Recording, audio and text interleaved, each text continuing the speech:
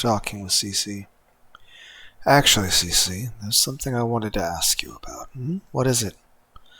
The time I found Rhea dead in the lounge, just before I was about to go back in time, you told me to remember a sentence. Huh? A sentence. Yeah, the sentence was, how did it go? Serena.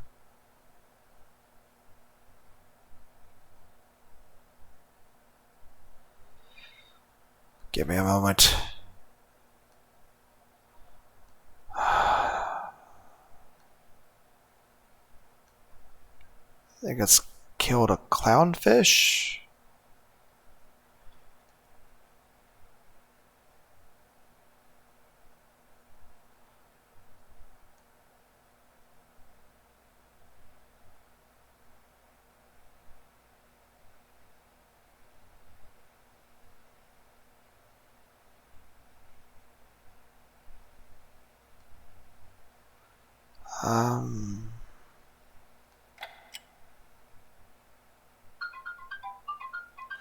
My phone is way too far away.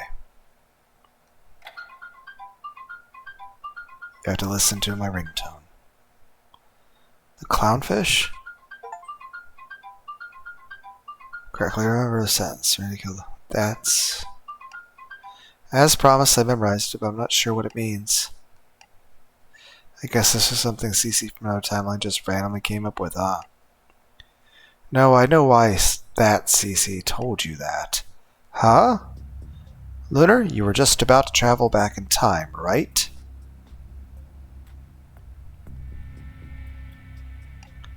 Yeah? Serena killed the clownfish. That's a secret I've never told anyone, not even family. What, then? Yep, that Cece was trying to test something, and I think I know what. What is it? Are you sure you want to know? It might make things tricky for you. Yes, tell me. Cece, please tell me. What were you trying to test by telling me that secret? Now, of course, I can't be 100% sure, but I think that other Cece was trying to test two things. First, she was testing me, the current Cece. What? How?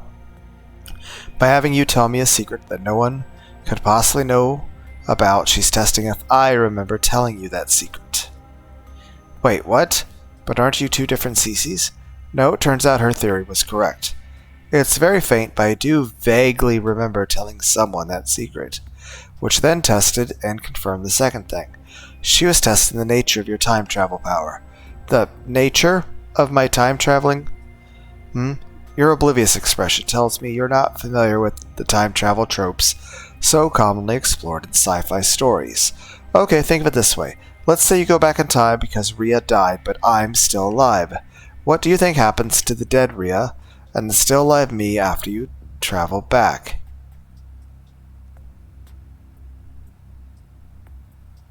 You continue on in a separate world. When you still live on and Rhea would still be dead? So I would escape through the front door, right?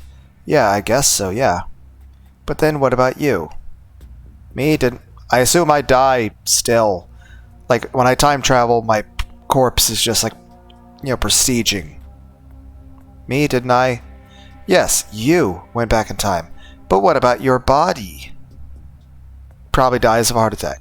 Oh wait, no, I guess only my mind travels back, since I always wake up in my sleeping body. Exactly. So what do you think happens to your old body, still stuck in the future?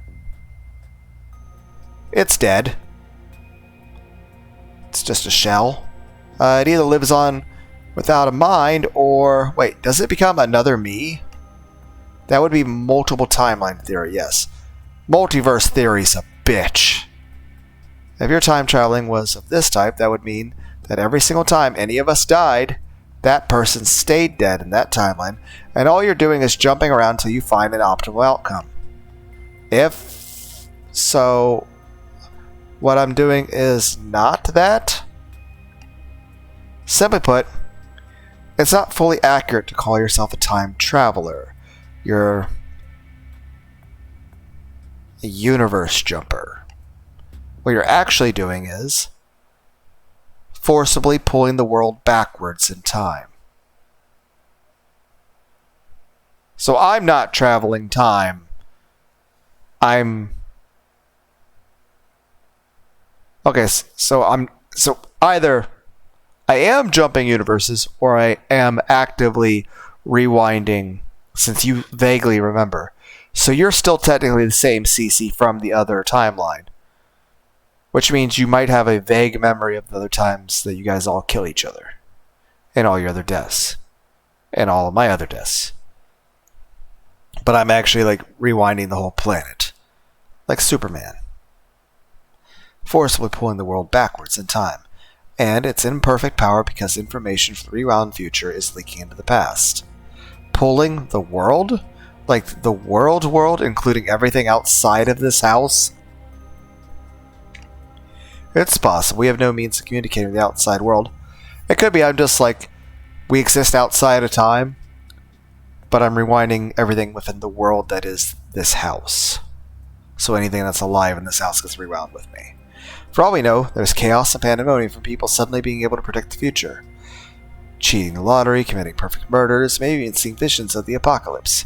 Then every time I went back in time, see, this is why I wasn't sure if I should tell you. But remember, nothing is confirmed, not until we go outside and see for ourselves. Not that you have any power over the time travel anyway. No, she's right, nothing's confirmed. Anyway, wow, what a blabbermouth spilling a girl's secrets like that. Oh wait, I guess the blabbermouth was me, huh? What does it mean, though? Who's Serena and what's a clownfish? But really, you really want to invade a girl's privacy even more? I mean, if you really don't want to talk about it.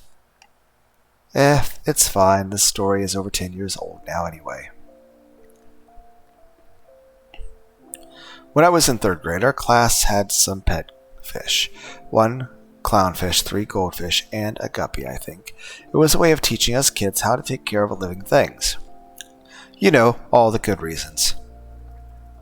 The teacher had us take care of each fish in pairs. We'd rotate the pairs every week. One week, it was my turn to take care of the clownfish with this girl named Serena. Serena was popular. She always surrounded by boys and girls alike, and she was great at handling them all. I didn't dislike her either. She didn't let her popularity inflate her ego or anything. Anyway, that week Serena killed the clownfish. Gave it the wrong food, couldn't digest it, went belly up overnight. Of course, it was an accident, but... The next day in class, there was an uproar. A lot of eyes were glaring at Serena, who was witnessed feeding it the previous day. Oh, I should explain that I wasn't the most conspicuous child. My hair was much shorter, and not dyed. Still fluffy, though.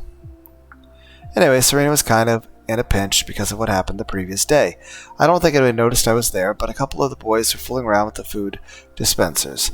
That's probably how she ended up feeding the clownfish the wrong food. But what was she going to do? Finger all of the boys? She stayed completely silent while the teacher kept on asking her what happened.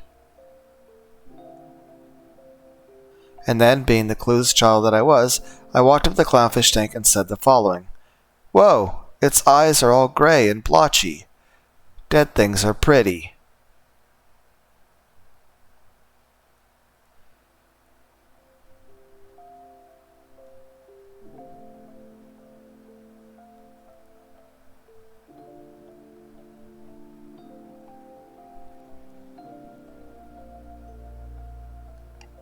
It was my first time ever seeing a dead thing. My first encounter with death, and I was captivated by it. As you may have predicted, everyone was grossed out, the teacher included. Some boy yelled out that I must have killed the clownfish, and then that became the truth. What? But you were innocent. Was I? I mean, for an 8-year-old, that was a pretty twisted thing to say. No, I mean, you didn't kill the clownfish. Didn't you defend yourself? Nope, I didn't really care. I was more concerned with being able to take the downed clownfish home. Boy, the teacher got mad. You did it to protect Serena, didn't you? That's why you never told anyone until today. Sorry, that doesn't sound right. I liked Serena, but not enough to want to protect her. We weren't really friends. Then why didn't you say anything? Didn't the other kids hate you for the rest of the year? For the rest of elementary school, yep. How are you able to say that so cheerfully? Wasn't it difficult for you? Difficult? Meh. I don't know, Lunar. Elementary school was the earliest years of my fascination with the occult. I can confidently say that I only have happy memories of my time there as a result of that. Did you?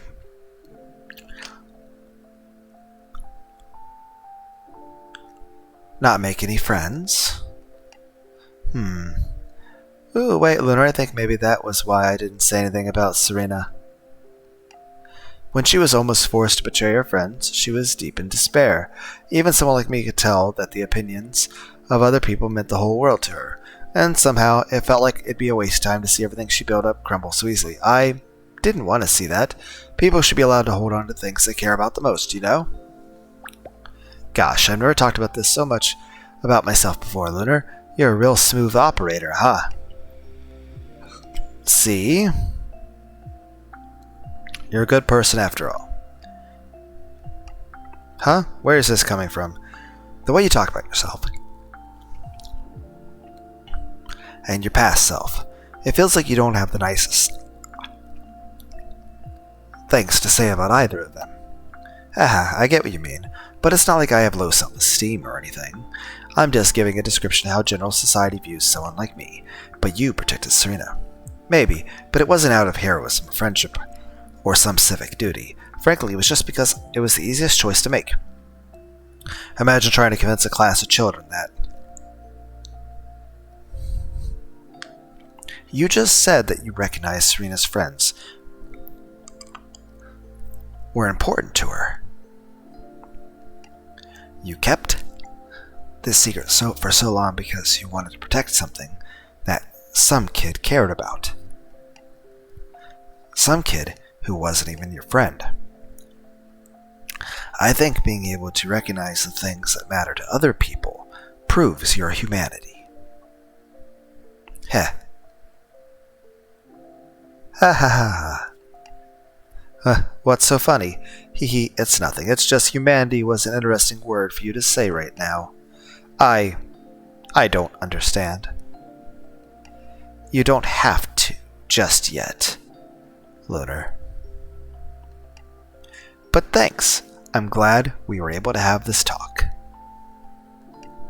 Yeah. Cece, maybe you don't have the greatest track record with forming human connections.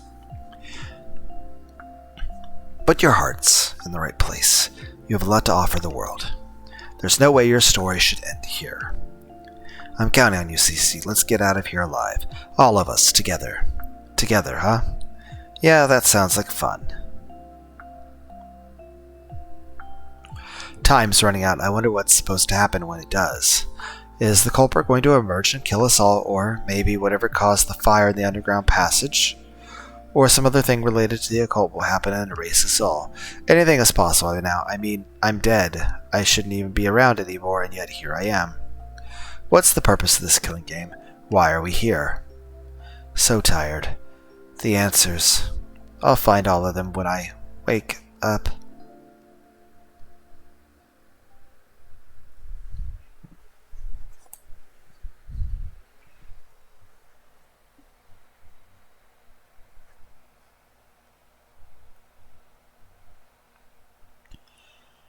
To be concluded in Part 3. Continuing Lunar's killing game to Part 3. Please remember to save your progress regularly.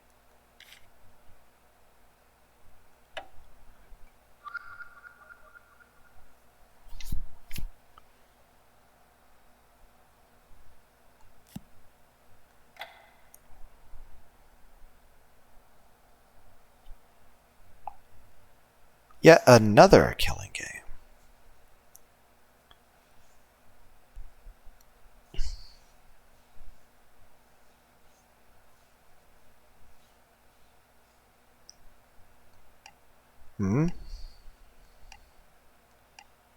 Singing again?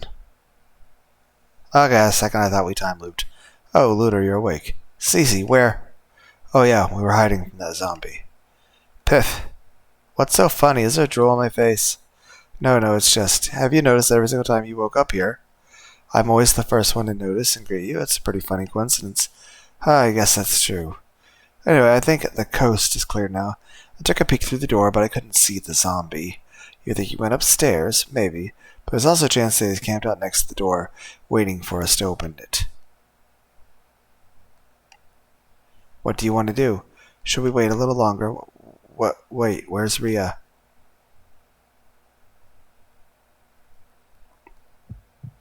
Wait. Is she? No. She's still breathing. Ah, good. We probably want to get her wound cleaned and into a proper bed as soon as we can. Even if it's risky, we need to leave this room and get upstairs. She's right, there's no getting around it. Okay, we'd better move. Rhea's still kind of conked out, so one of us will have to carry her. You decide, Lunar, who should carry Rhea. I will try. We need you ready with your knife. The zombie could ambush us at any moment on our way up. Sounds good. I won't let him get close to either of you. Thank you. Okay, first step is to move this dresser out of the way. Does this thing have to make so much noise? Are you ready for this, Lunar? No. As ready as I'll ever be. Okay, let's open the door.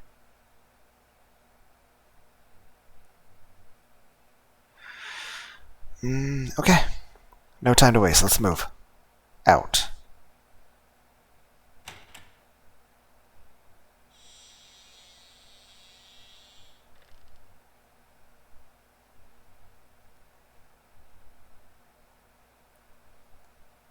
I don't see the zombie anywhere.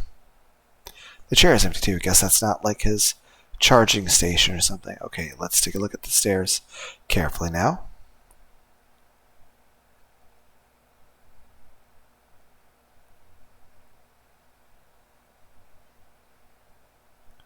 The door to the lounge is upstairs. Wait. Did we close the door behind us when we came down here? I can't even remember anymore. Lunar, I don't hear any footsteps up there. It's possible he's in another room. We should move quickly while we can. If he comes back now, then our only way up will be blocked off. She has a point, but I'm still nervous. Move up quickly. Yeah, we can't afford to get stalled here. Let's pick up the pace.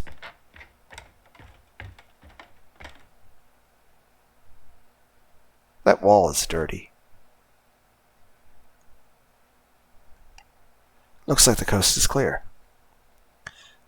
All the tears in the wallpaper. I wonder if that zombie is the culprit behind them. Probably thrashed around, chasing, clawing at his prey.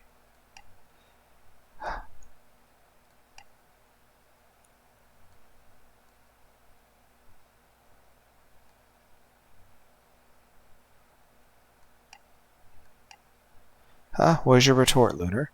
It's just, if that's the case. I wonder why the zombie would suddenly start using a knife. These tears are clearly made by some other thing.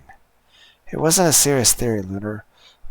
But if I can board this train of thought... Anyway, maybe the zombie learned how to use tools. No, I think there's more to that zombie. Is it behind me? Puppy. Oh, it's just Shaggy. That scared the crap out of me. Huh? Lunar, maybe you should take a step back from him. Huh? Why? We already know he's friendly. I don't know, I can't explain it, but I'm just getting a really bad feeling from him.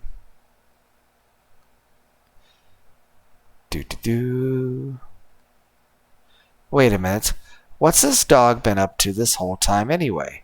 Last time I saw him, he was hanging around in this lounge. What? He ran off.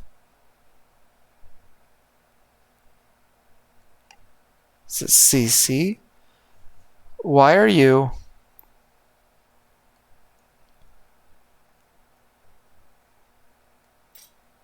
I just don't get it. What is this? Maybe a memory? CC? Oh, it's nothing, Lunar. Let's get to the foyer. If the zombie comes back now, we'd have to backtrack into the basement. Lunar, come on! Yeah, let's move. The door is already slightly open, and I don't hear any sounds coming from the foyer. We need to open this door. Wait, once we're in the foyer, we have some room to run around. As long as we're ready for an ambush, we should be fine. Okay, CC, I'm pushing the door open.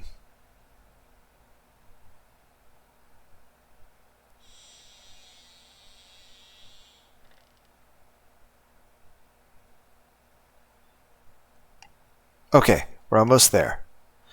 How are you holding up, Lunar? I say this with love, but you don't exactly have the sturdiest heart for this sort of thing. I agree. I'm fine. We're almost to our goal anyway, both in game and in, real life. If you say so then. Just don't let your guard down. Mistakes tend to happen in the moment you get overconfident. Yeah, don't break focus. Just one last step. Let's see, where should I go?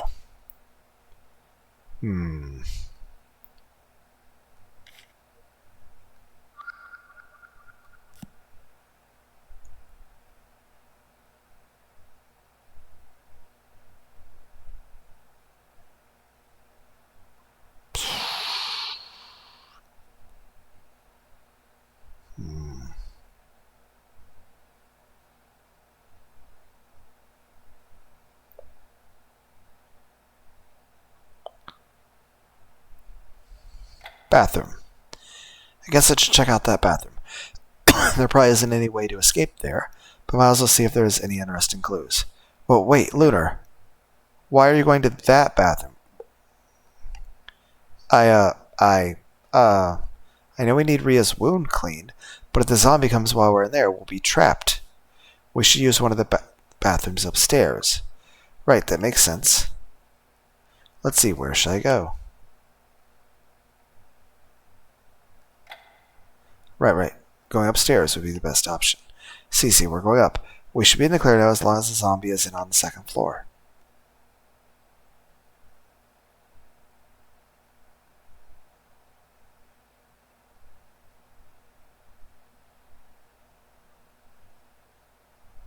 I don't remember which. That's this door. This is going way too smoothly. Ria's still unconscious, so if we're going to clean her wound, it'd be best to use a shower head. And then if you need a good bed after, yeah, you should take Ria to the master bedroom. Right, makes... But wait, I should take her? Where are you going? I'm going to check the attic real quick. You said it was a blue book that had the page about the gate to hell, right? No, you can't not go by yourself. Yeah? That's right, I guess this version of CC never got to check out the attic in detail. Do you really need to go? What if the zombie corners you there? Oh, Lunar, are you worried about me?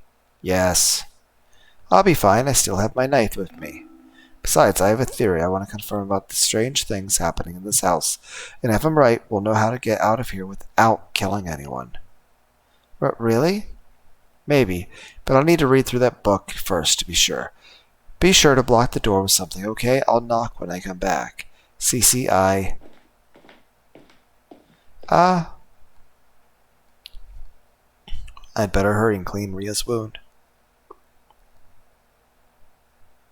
Okay, first I gotta go block the door. Let's see, this dresser should do the trick.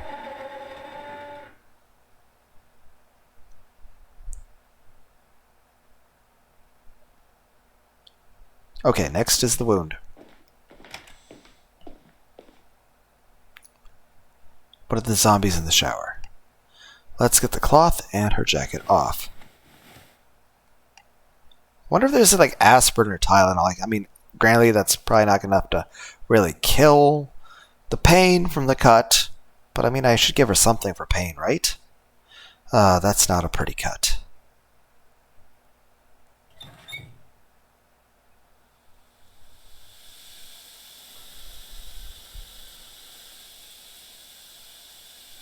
It's no use. I can't help but worry about everything. Cece's alone in the attic again. Ria's still passed out, and me, it's slow, but memories of my life are resurfacing. I should be dead, so am I a zombie too, or something? She moved? We are... water. No, she's still unconscious. Do I, pour Red Bull into her mouth? How do I wake her up? I hope this is enough to clean a wound. Now to try to dry her arm off and wrap it. What can I use here? One of the towels Cece used after her shower. I guess beggars can't be choosers. Sorry, I'm going to use this dry and wrap your wound. There, I think that should do it. I haven't been alone like this for some time now. I don't know what I'm doing.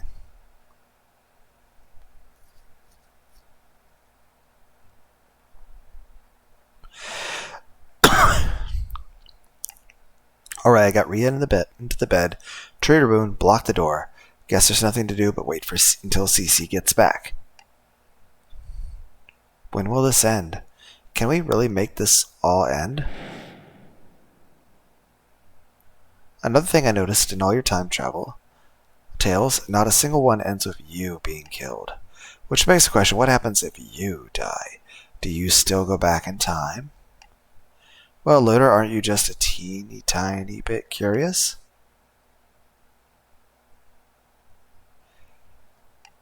I'm in hell, aren't I?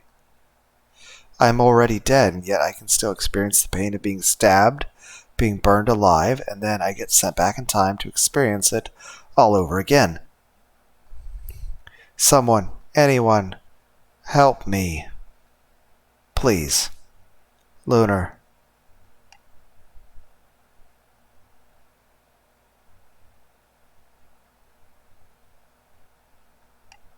Rhea? This is the master bedroom. Did you bring me up here, Lunar? Rhea, you're awake. Yes, I'm sorry I weighed you down earlier. No, scratch that. You and Cece, you fought the monster and kept me safe, didn't you? Thank you, you saved my life. Lunar.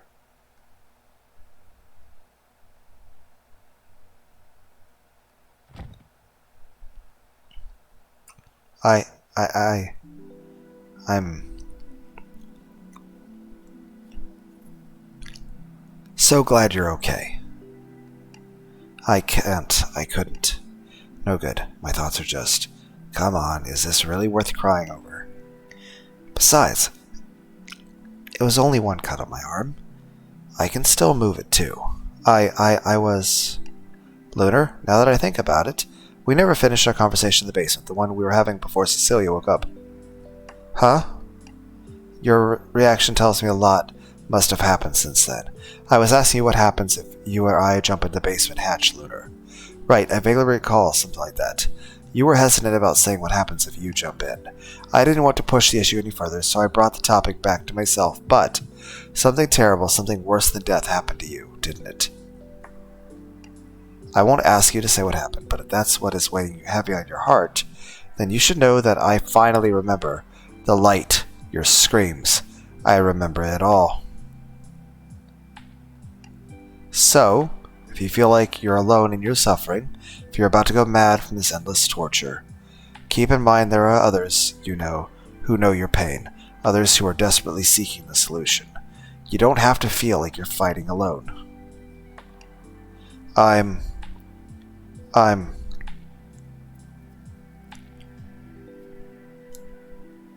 not alone.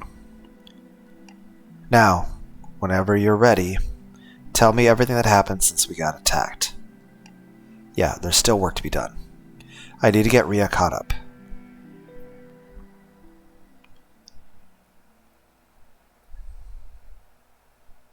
I shared everything I could remember, including any clues I found in the library. I skipped over what I talked with Cece about, though. And now that we're here, waiting for Cece to come back from the attic. I see, I'm sorry to have weighed you down like that. No, you don't need to apologize. You were injured pretty badly, and there was no way we were going to leave you alone when the zombie's still on the loose. Rhea? Is it a zombie, though? Maybe it was someone pretending to be dead to catch us by surprise. Maybe, but that doesn't change the fact that it tried to kill us. Perhaps not, but... Lunar, what do you think is really going on around here? We're no longer on Earth, and we are in hell. What do you mean? Well, as far as Cecilia and I are concerned, we never fully explored the entirety of this house, but, according to you, the only place we hadn't checked was the basement. I guess so, yeah. But after we checked out the basement and the underground passage, we got ambushed by that monstrous attacker. And then we were trapped in the library for a while, yes. No doors leading to the other rooms in there. You've realized it, haven't you, Lunar? With your own eyes, you checked every room in this house now. Except for that one bathroom that you told me not to go into. The one on the upstairs that apparently doesn't work. All of those clues, all of those deaths you experienced, and yet There's a critical question we still don't have the answer to. Who is the mastermind of this killing game? The mastermind? There was no obvious culprit hiding anywhere, so what do you think this means? Do I know who it is? If I think back to everything I've experienced so far,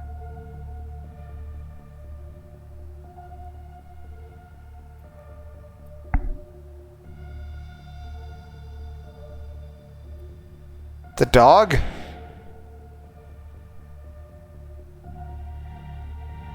The one who orchestrated this whole killing game is...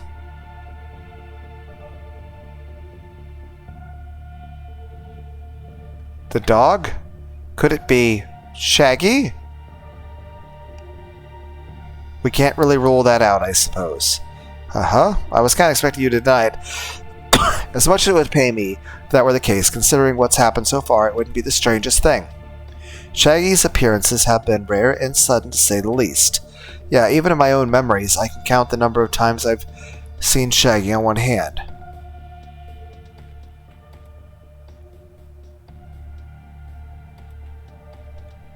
And all he ever does is watch us for a while, and then run away.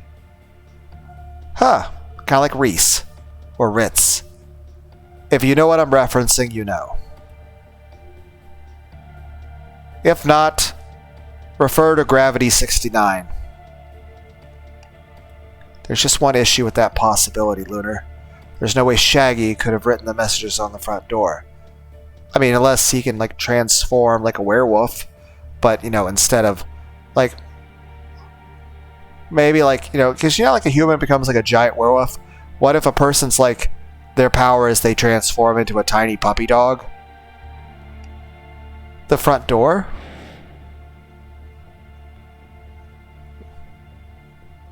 Yeah, she's right. It's written too high and too well for a dog to have done it. And any of the timelines where I hang out with one of you, it gets threatened, so unless you guys are taking turns writing it.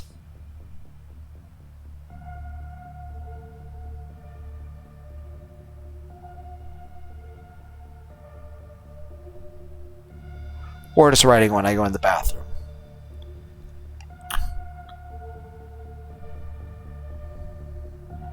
That message is the sole reason for the entire killing game began. I suppose Shaggy could have had a human accomplice, but then we're back to suspecting everyone else again. She's got a point. I guess that wasn't the right answer. Well then, who do you think the mastermind is, Rhea? Rhea? I just don't know anymore. Your eyes are doing a thing. Ever since we had our conversation in the basement, my head has been an absolute mess. It also doesn't help that I woke up from a horrible nightmare just a moment ago. A nightmare? Yes, a terrifying one where I kept getting killed over and over. I wonder if this is anything like your time traveling, Lunar. Wait, come to think of it, when I was asleep in the basement, I didn't have a strange dream. Focus your mind, Lumisoldic. I still think I should have kept it as Lunar. I just didn't know if I was required to change it. Actually, first when I said it wasn't my real name, it's just like, I said, oh, Lunar shot your real name. I was like, I thought it was something going to like reveal the protagonist's real name for the character in the game. But no, it's like, no, I have to type it out. And I couldn't just, click back. Or could I? I don't know if this option existed yet. And if it did, I don't know if I could find it. Maybe it was like, there's no more. Could this mean I don't have turn back time anymore? Could this mean I don't turn back time anymore? Well, I mean, I only saw the 3 things in the middle at first.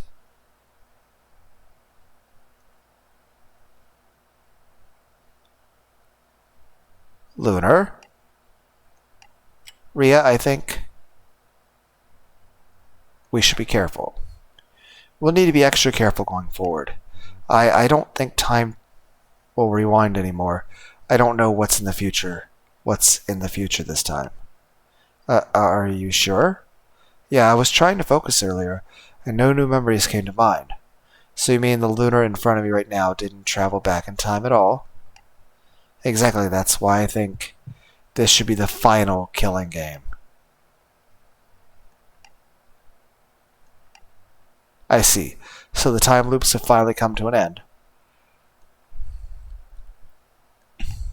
She doesn't look relieved at all. In fact, I think she's even more troubled. Ria, are you okay? Why? Why is it all ending now? What changed? Ria? Ah, I... I'm sorry. I suppose the thought of the killing game finally ending is frightening. You said that you don't know the future. That means you also don't know how the killing game will end. Sure, we could all escape this nightmare safely, but, you know, there's another possibility. Yeah, it could end because one of us finally dies. Permanently.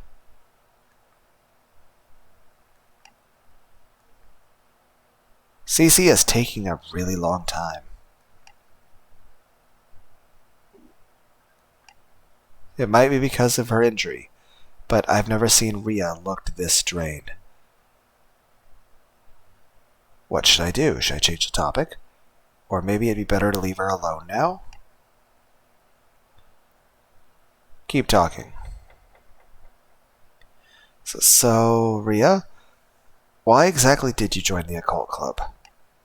You're asking me that now? I mean, you don't have to share if you don't want to, but I don't know, I guess I'm curious. Ria? I'm sorry, it's just the way you shrugged awkwardly just now reminded me of somebody I know. Really? Who? Someone you've never met. Do you remember back in the dining room when we talked about the third member of the occult club? I remember. Right, it didn't seem like you wanted to talk about that, though. It's fine now. I think, no, you definitely deserve to know. As of this year, the occult club currently consists of 3 members. There's Cecilia, the president, then there's me, and finally the third member. Her name is Carol Maria. Okay. Carol and Maria? It's both of those names put together. Her parents were whimsical. Not important right now. I feel like I would be annoyed by that. Anyway, Carol Maria. I don't want to say that every time. And I were acquainted long before we joined the occult club. We met in our first semester of high school. She and I have opposite personalities. And back in the day, we were like oil and water. Oil and... As in, we didn't get along, and in fact, our very first conversation began with me yelling at her.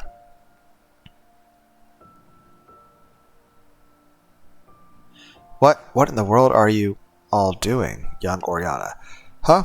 Who's this tiny little kid? I guess she's a first year. Do you know this girl, Carol? Nope, first time seeing her. The first period is already underway, and you're all here with... What weight is that? Oh, lighten up, Four Eyes. Come on, you can try one if you want. You shouldn't be doing this. Check it out. The kid's trying to tell us what we can and can't do.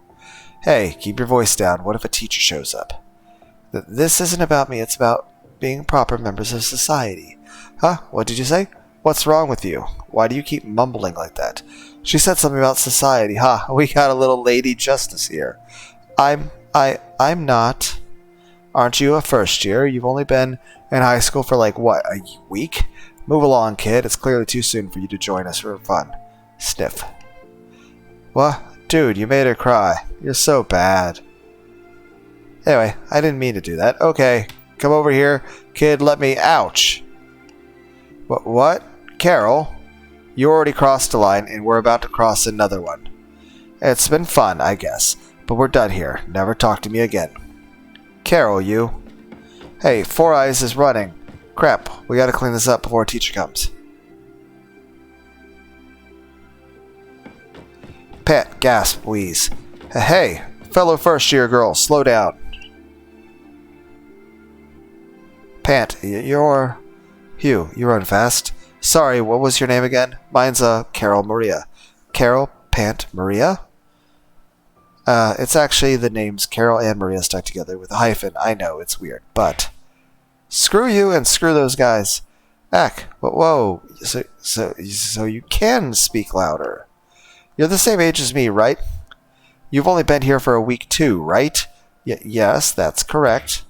What were you thinking? Those guys you don't have to say it. Look, yes, they were doing something bad, but like, they're not.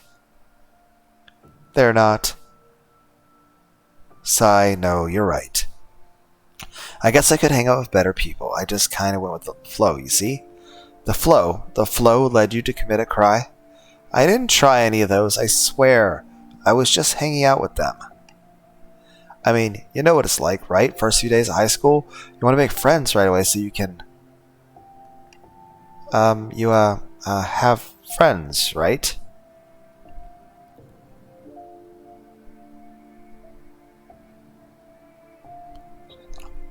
No. You know what? Tell me your name. Come on, quickly. Oriana? Oriana, from this day onwards, we're friends. Huh. No thanks. I get rejected instantly. You're actually pretty funny, huh, Oriana? Wait, you weren't joking? I have no interest in befriending someone who is predisposed to physical violence. Physical You mean the slap earlier? That was because... Hey, what are you two doing in the hallway? You should be in class right now.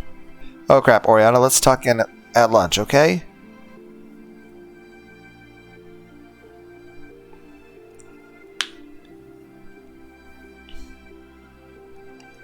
That was quite the story. I remember the details vividly. It was an important day for me, after all. Yeah, it almost felt like I was there myself.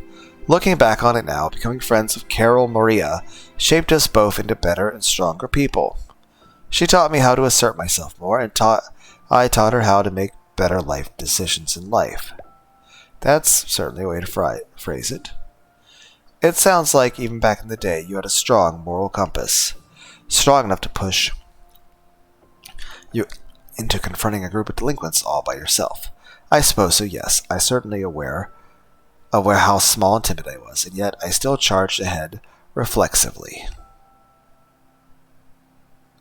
And look at you now. You're definitely not small anymore. Sorry, what I meant was... It's fine. I know what you mean. To this day, Carol Maria likes to tease at how much I grew over the years.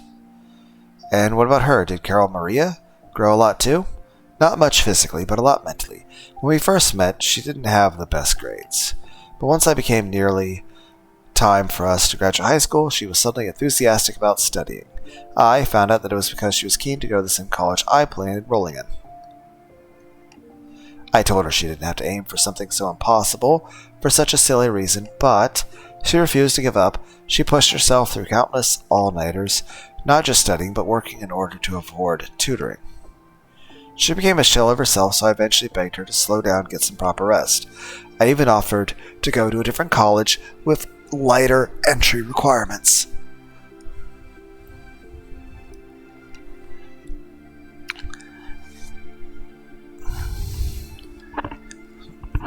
It didn't matter to me where I went for my education. But then that made her get upset with me. She said she would never forgive herself if her best friend got pulled down by her own failure. So idiotic, right?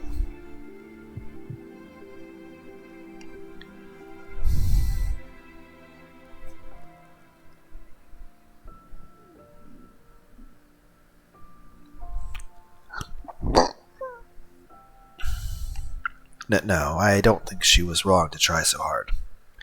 I'm talking about myself. What?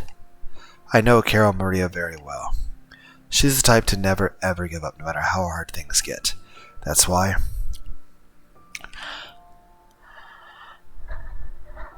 I shouldn't have denied her efforts. I should have helped her the moment I learned what her goal was. It was the least I could do after everything she had done for me. She's doing it again. That ring hanging around your neck, I noticed you keep fiddling with it. Yes, it's actually an earring, but I didn't want to get my ear pierced. Understandable. I have no piercings myself. I never will. I dislike the idea. I mean, I've dated people with piercings. That was their call. But, yeah, me personally, I don't like the idea of piercings or tattoos. But I've dated people with piercings and tattoos. It was a gift from Carol Maria the day we both got successfully admitted to our first choice college. So, Carol Maria, her studies paid off? That's some miracle, yes. The day we learned the news, she was so thrilled. All her vigor came back at once, and she tackled me, causing us both to fall to the floor. And she gave me the biggest, shiniest smile I'd ever seen in my whole life. I've never seen Ria glow like this before. That must be a good memory for you. It is. From a young age, I knew what I wanted to do, what kind of person I wanted to be, but I was small, weak, unable to even speak my mind. And the thought of being that my identity forever haunted me. But then Carol Maria proved to me that people can grow and change, that even the lowest of people can do great things if they try. I knew my path would be mired in darkness and uncertainty, but she became my light. Without her, I wouldn't be even half the person I am today, maybe even physically. Ria?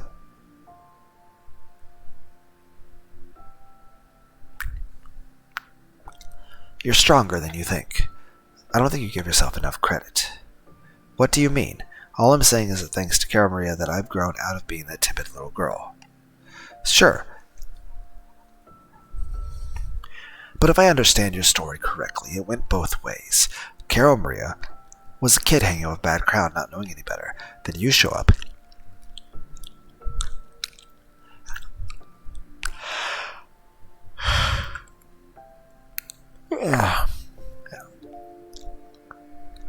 And show her a better, brighter path to take by being your friend instead. And this isn't even the current day Ria oozing with confidence and strength. The Ria that Carol Maria went to chase after was the Ria who was small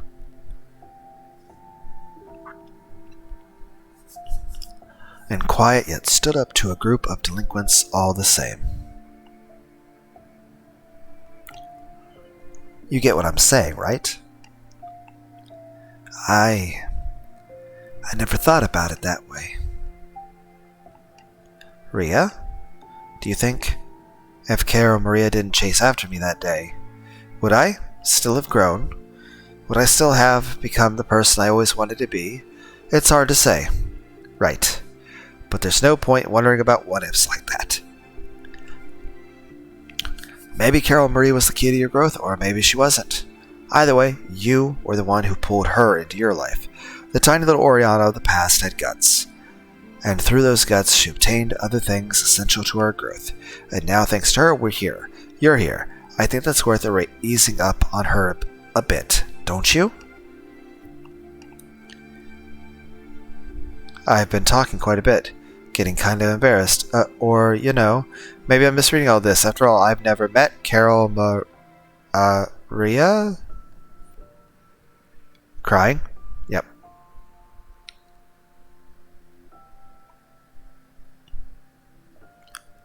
Sniff. Sorry, I need a moment.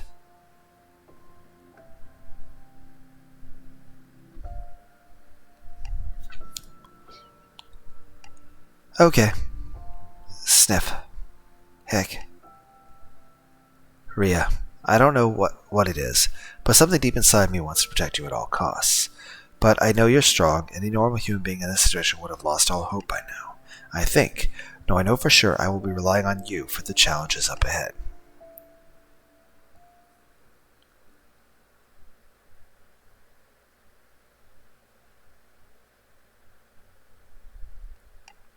She's finally calmed down. Oh yeah, back to the original question. The reason you joined? Actually, I think I can guess. You joined the cult club because Carol Maria became enamored with it, yes. It was during a student club exhibition event where Cecilia ran up to the two of us and said, "Pissed, Lunar, you there?" Huh? Oh, looks like Cecilia's back. Cece's back. You can stay here, Ria. I'll go talk to her. Okay. Cece? Yep, it's me, Cece. Can you open the door? The coast is clear, right? You can say that. Actually, you should probably come take a look at this. What? Okay, hang on. Let me unblock the door.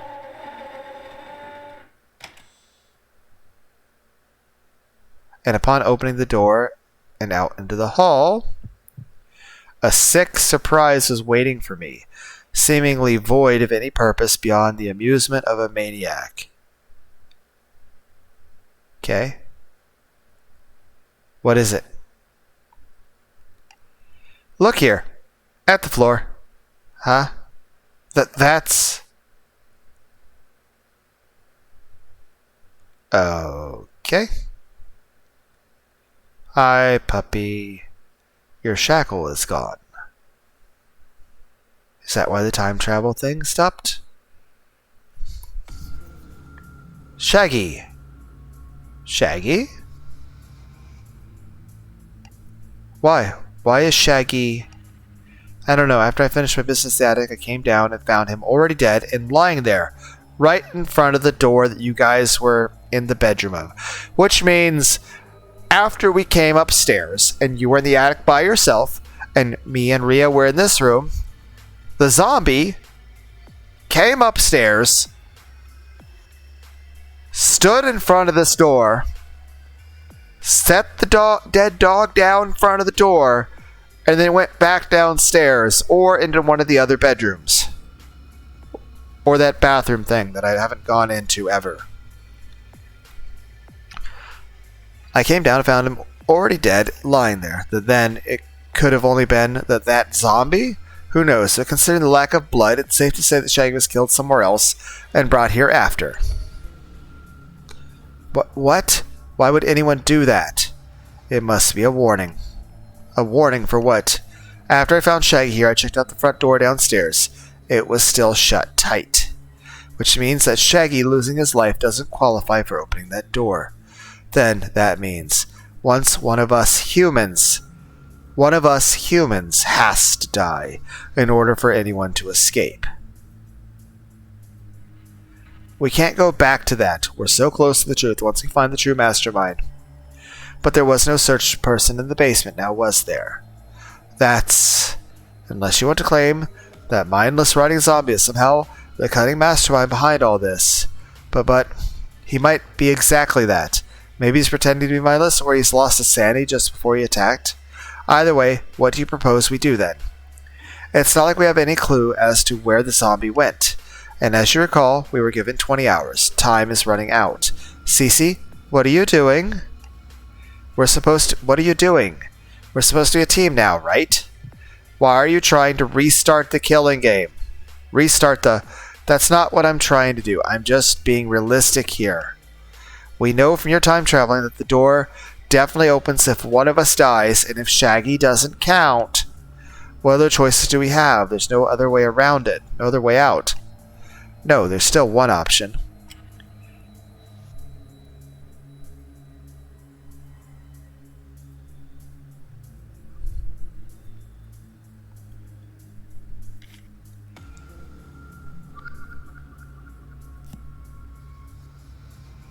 I feel like this is a bad idea.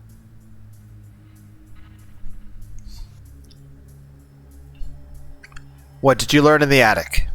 You said you were going to the attic to read that book about the gate to hell, right? Did you find anything that can help us? Can we have this discussion in the bedroom? I would feel safer there. Oh yeah, No, it turns out I was wrong. The book only explains how to open and close a gate to hell. This house isn't exactly one of those. Darn, okay, different plan. We can escape by killing the zombie. Wait, you said a human needs to die in order for the door to open. What if we just find and kill the zombie? Lunar, by definition, zombies are already dead. No, let me rephrase that. Let's find and kill the human being that's pretending to be a zombie. Huh? You think the killer zombie attack was all an act? I don't know. But we don't have any other choice. If that man isn't the mastermind and it really is just a walking corpse, then we're all as good as dead. We have to believe that killing him will let us escape. Believe, huh? Chaos magic. I guess that makes sense. Alright, I guess it's not like things will get any worse for us if it turns out killing that guy doesn't open the door. Well, other than the man's blood staining our hands for all eternity. Well, no matter what, it's a win-win. Because, okay, if it is a man's blood staining our hands, well, at least we escaped the building. And if we don't escape the building, then well, it's a zombie, so we didn't kill anyone. I'm ready to bear that sin. Maybe you are, but what about the rest of us? What, you'd rather bear the sin of killing me or Rhea? You realize I'm the only one strong enough to take that man on in a fight, right? What if he isn't the mastermind? Innocent man's blood will be stained by these maidenly hands of mine. Well, if he is the mastermind, we escape. If he's not the mastermind, then it was an undead zombie, so you didn't actually kill anyone. And still technically self-defense, even if it is a person. So.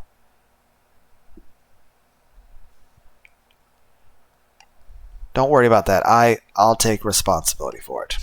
I'm already dead, after all. What's another sin or two to stain my hands? Aha, that was quite a line you just used, Lunar. Okay, let's go find the zombie. I actually already checked all the rooms on the second floor. I didn't see him. Which means at least you have also seen inside this other room. Which I have not seen. But at least someone other than Rhea has seen it. Okay, he's probably somewhere on the lower floors. Want to head down now? He was probably in the kitchen. I don't know if he's still there, though. Yeah, we need to put an end to this. Or the bathroom. This might even be how the killing game finally comes to an end. Lunar. What's going on? Rhea, you're okay to move? Oh crap, she's gonna see. Shaggy? What happened to Shaggy? The zombie killed him? Hey, why won't you answer me? Look, we don't have a lot of time left, Lunar. Let's get moving. Yeah, she's right, except... Looking at Shaggy again, this scene looks unnatural. Maybe I should actually take a closer look before moving on. Inspect Shaggy. Sorry, CC. Could you give me a moment to inspect Shaggy's body real quick? What? Why? There's just something bothering me about this scene. Okay, I guess that zombie isn't going anywhere. Go ahead and take your time. Thanks, CC. The main thing bothering me is that it's not really clear how he died. Old age? Strangulation? Rat poison? Depression? I can probably do this quickly. Shaggy's chest. Yeah, there's no heartbeat. No way to deny it. Shaggy is dead. But how, though? I don't see any wounds on his chest. Well, I mean, either he was fed rat poison, or he was choked out.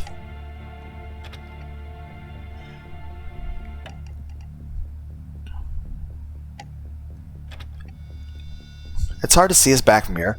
Let's get a close look. No, I don't see anything that looks like a wound. How did Shaggy die, then?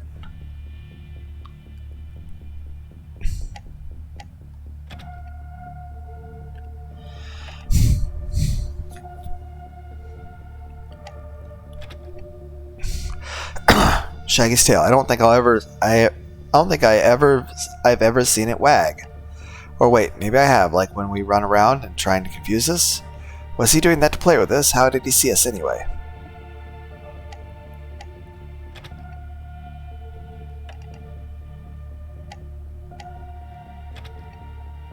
Maybe there's a clue on the floor around Shaggy? No signs of blood or anything. Chances of Shaggy body being left here after his death are very high.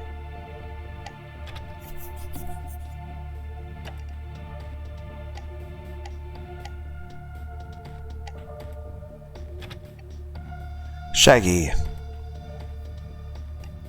Now that I'm getting a good look at his face, where are his eyes? They're submerged under his thick fur. This really gives him an aged look. How old is this dog anyway?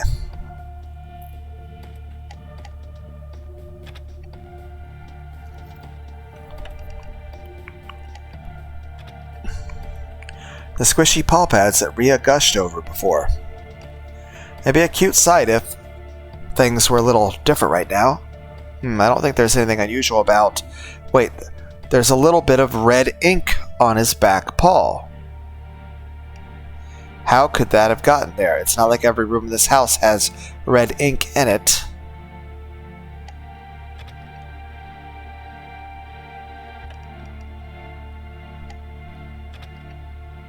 Shaggy's neck. Maybe he died from strangulation? Wait, where did his collar go? My phone is still ringing. Please why? I even have it muted. Why does it ring anyway? I'm sure he had one, a really creepy one. I wonder if it has anything to do with how or why he died. One last petting.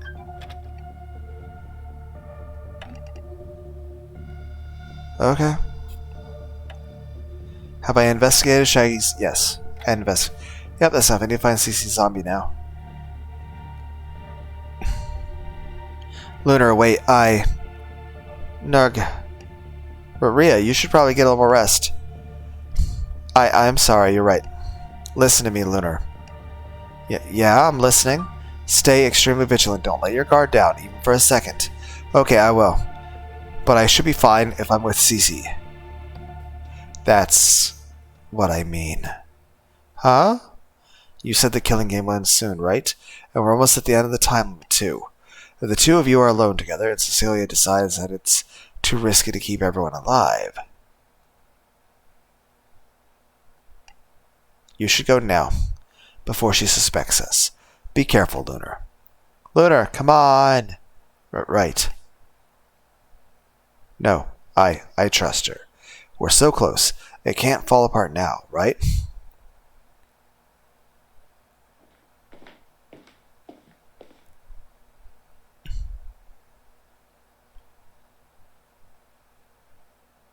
The front door is still closed, just like Cece said. Looks like he's nowhere in sight from here. Guess we'll have to check one of these rooms. Right. Lunar, what's wrong? You suddenly seem down. No, I'm fine.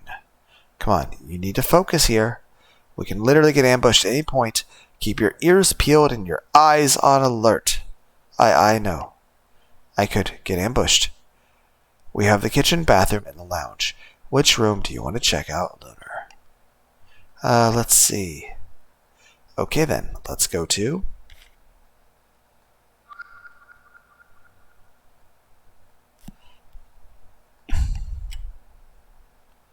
bathroom. Let's check out the bathroom. It's a little small, but he could be hiding there. Yeah, maybe he's taking care of business in there, considering how small the bathroom is. We could probably burst through the door and catch him by surprise. I'll have the knife at the ready. Okay, let's open the bathroom door. Open quickly. Go, CC. Rah! Attack!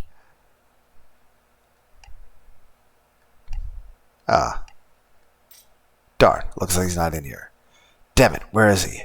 Come to think of it, Lunar, have you ever checked this bathroom out before? I think so, but there were some times I didn't get the chance to, though. Any interesting events happen to you? Right, I'd run into Shaggy and...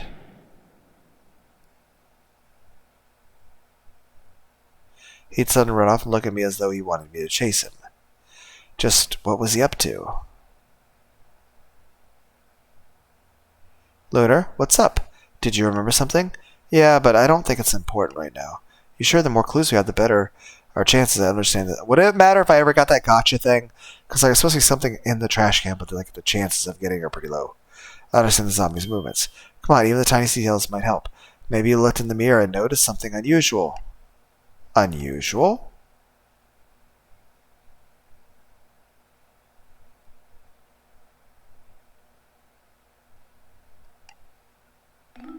No. There's nothing unusual except... is this really my own face? I can't believe I'm still missing memories this important. Well, it was worth a shot. Huh. Let's head back to the foyer. Yeah, let's... Here's the thing. I understand me not really paying attention to it, but is there no one else noticed that I'm wearing some sort of wrist bracelet that matches Shaggy? In fact, what happened to the collar he was wearing?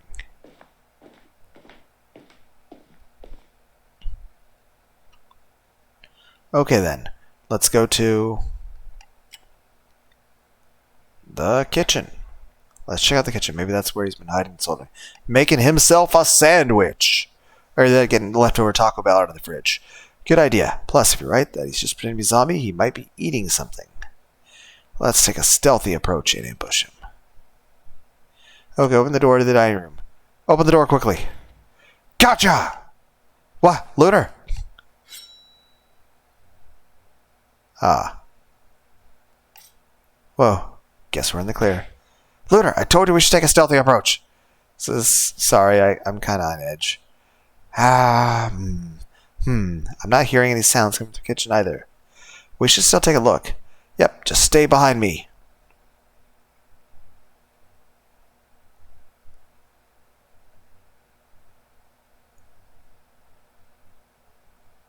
He's not here either. Guess he wasn't here eating. Something after all, that goes one great ambush plan. Huh? Wait, eating? Are you hungry at all, Cecilia? No, not really. How about you, Lunar? No, but isn't that strange? Last time we ate anything was almost a day ago, after we had that long discussion. How are we still not hungry? Ah, you're right. That's really weird. Oh, you know what? It's probably just the adrenaline. I mean, we're in a really intense situation. We're trying to kill a man before he can kill us. Right? Something feels wrong here. Anyway, let's go back to the foyer, Lunar. Yeah, let's go.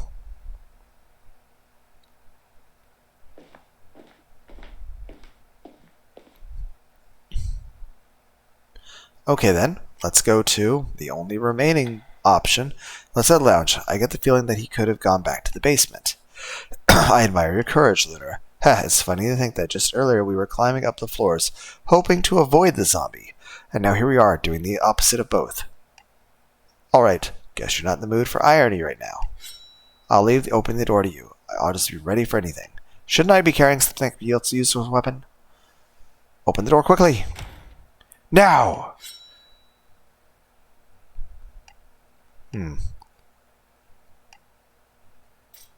I guess he's not in the lounge, Lunar. Then I guess we should check the basement next? We, never closed the door to it right. Let me check it out first. Okay. Is that zombie really not the father of the house? Rhea was so sure the culprit is the father, but he's whoever this man is. He's dead. If he's the father of the house, if he's the mastermind of the killing game, then the three of us are really all alone in here. There's no way out of having one of us die.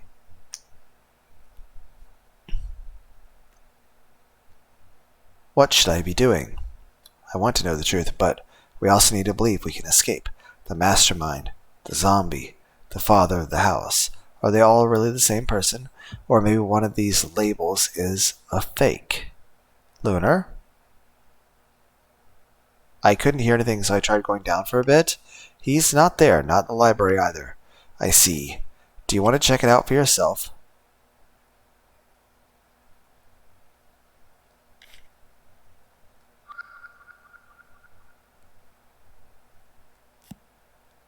No. No, I believe you. Let's not waste any more time. Right, let's pick up the pace. Back to the foyer we go.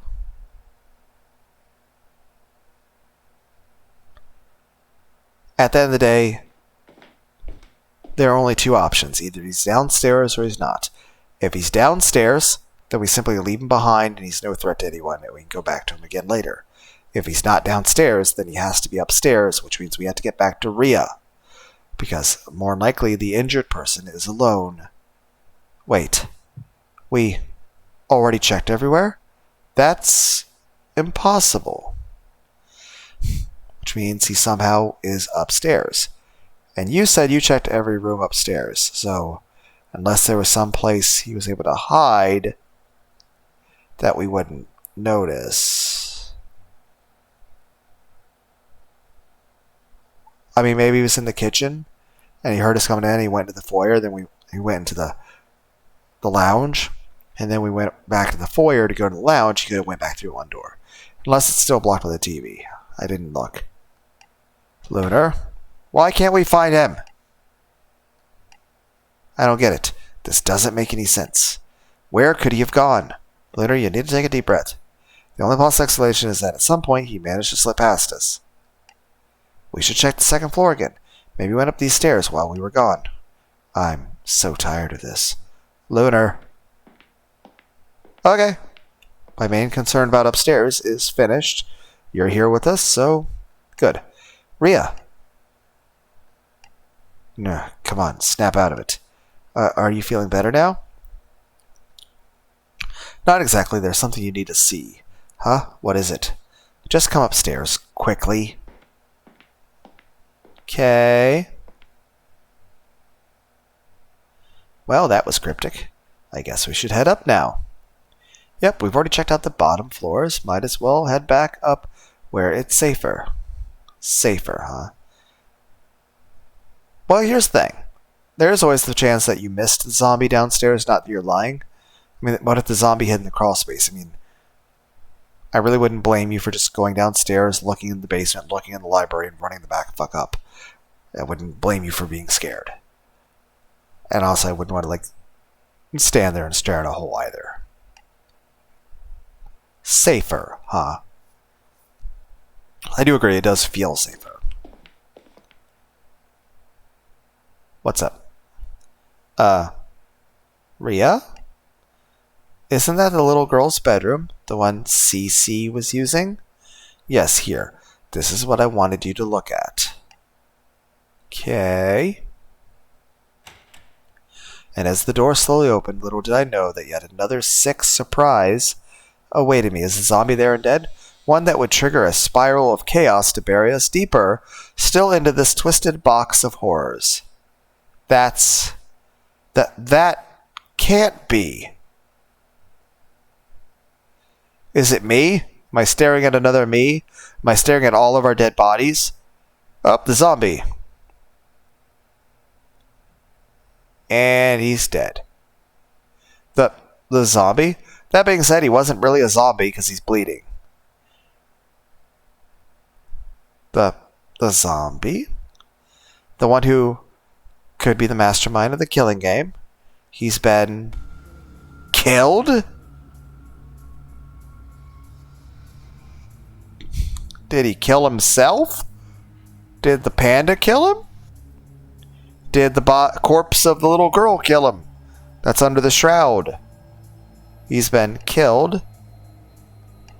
How? Why? Who could have? But we were supposed to. Ah!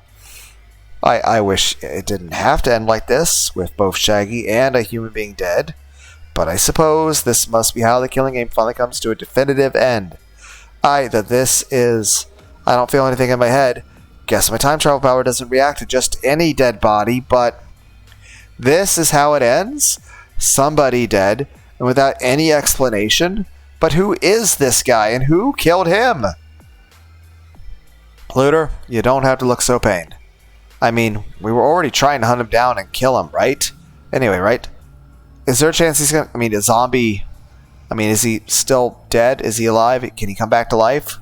But this just doesn't make any amount of sense. Cece, you said that he wasn't in any of the rooms on the second floor. That's... Did you seriously not notice something like this in your own room, Cecilia? Unless you lied to us? Wait. What's going on with you two? Why would I lie about not knowing where a gosh dang corpse in my room? And then why would I tag along with Lunar on a wild goose chase searching for a said dead body? This is insanity. What am I supposed to do anymore? Lunar, snap out of it. Even if this isn't the best way things could have turned out, the killing game is finally over. One of us died, exactly as the cursed message on the front door demanded. And you're not rewinding time anymore, right? This must finally be the good ending. The good ending? Lunar, I can't get near a corpse, so you should examine his pockets. He'll likely have a key or something that will let us finally leave. Yeah, I mean, corpses have bacteria, and you don't want an infection. Right, leave it to me? Ria's right, the game is finally over. I just need to examine his pockets. What does it have in its pockets? Okay. He's wearing black gloves that go up just for his wrists. Huh? His wrists were always exposed like that, right? If I think back to the basement...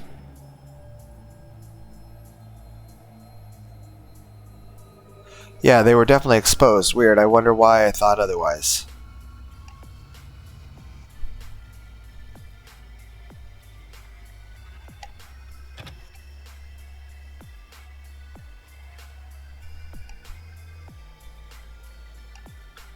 No, this is... I need to find the key. Dress shoes for men. Nothing unusual about these. Wait, that's strange. There isn't any blood on the soles, which means he didn't step in any blood.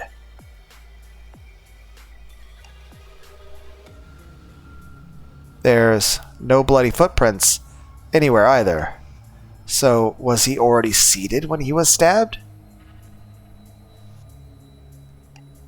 But that doesn't make any sense. Why would anyone stab a seated person in the chest?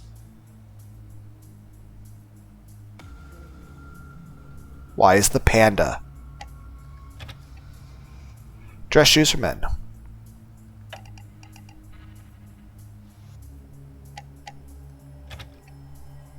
A knife is stuck into his chest. This has to be the murder weapon, right? If memory serves, it also looks like the knife he was wielding.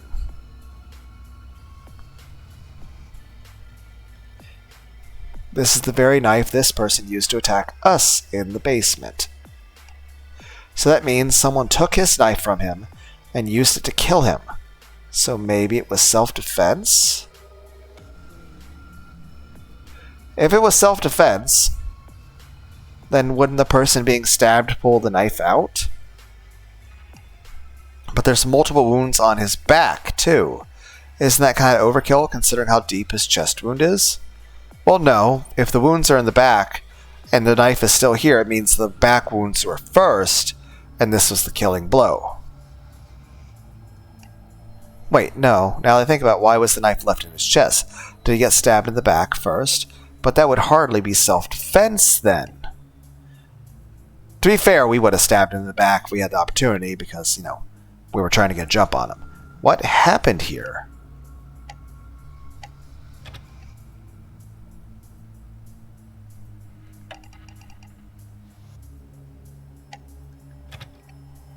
His face is still wrapped in bandages. I'm still convinced this man is the father's house, but there's no way to know unless I remove these. I'm feeling a lot of pressure right now. I guess we can look at his face later.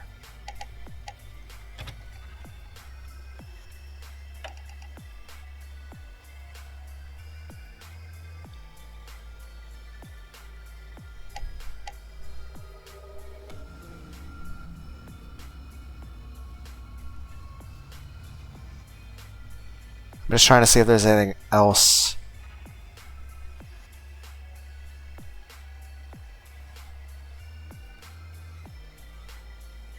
Yes, I'm checking under the bed. He's sitting in a pool of blood. Yeah, blood doesn't freak me out at all anymore. That's weird. I've seen a lot of blood up till now, but the blood here looks off. Is it thicker somehow? Coagulated? Wait, and also there's only blood around his body and nowhere else. That means he was seated before he was killed.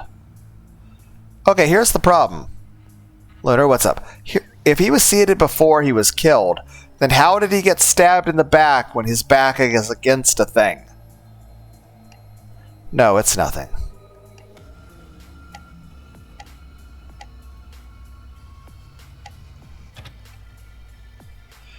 He's sitting in a pool of blood. The blood looks a little different from blood I've seen very well, and it's all weirdly contained just around his body. Maybe I'm overthinking this? Is he pretending? Is he dead?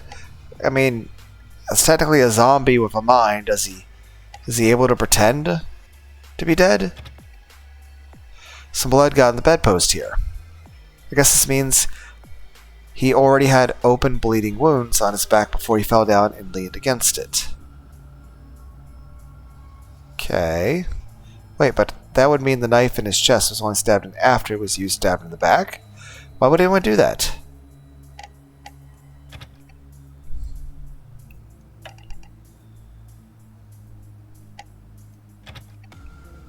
Now that I think about it, what's this hood about?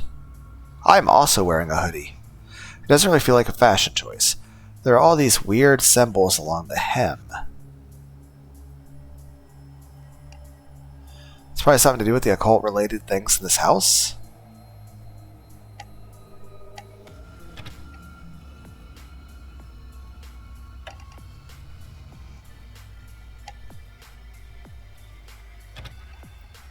There's stuffed red panda sitting by the body.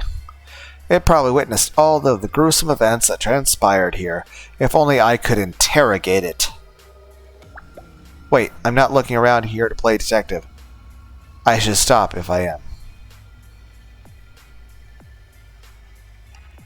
Come on, focus on checking the body.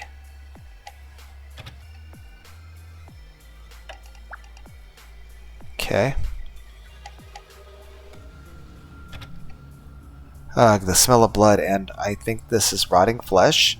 I don't see any. Oh, I guess this must be something with only pockets on the inside part?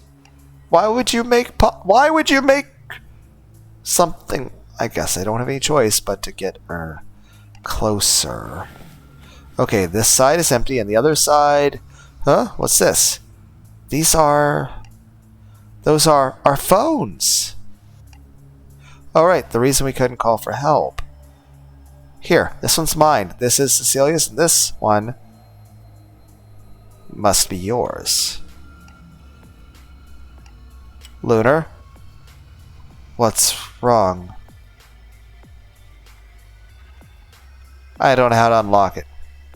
I still don't have all my memories back, and that includes my passcode. In fact, who knows if this is even mine? Oh, I suppose that makes sense. Don't worry, let me try calling for... Tisk, no signal. Cecilia, how about you? Huh? What is it? Looks like you don't have a signal either. Yeah, I guess we better try again later. Oh, what's wrong, Lunar? You're staring at me. Oh, sorry, it's nothing. We may be able to get a better signal once we're out of the house. Hurry, let's find the key to the front door. Right, Wait. There's nothing else in his pockets. No. Maybe if I keep looking? Reach 100% investigation 1. Inspecting the corpse. Detectives are murder magnets.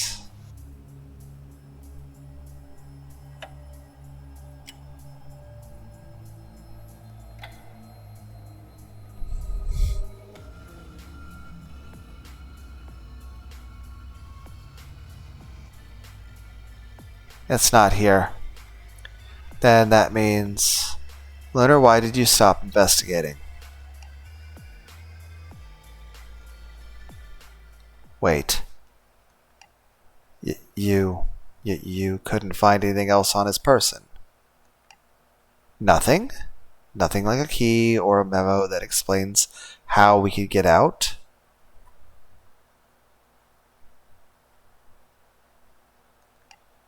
No, there wasn't anything like that.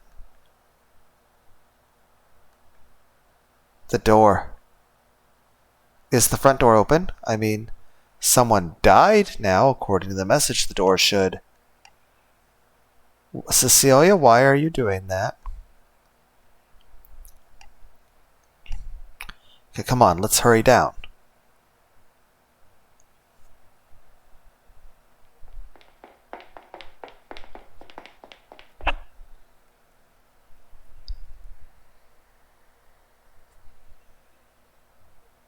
Well, that sucks. No. It's still There's no escape. Guys, let's face reality now. Reality? Through one way or another, we successfully defeated the evil mastermind of this heinous killing game. And yet the door still refuses to open. Now, why do you suppose that is? Here's the thing, though. Who stabbed the corpse? Especially since he has back wounds. Where is Shaggy's collar? Who killed Shaggy? How did Shaggy die? What happened to his collar? Who put his corpse there? Who killed the corpse?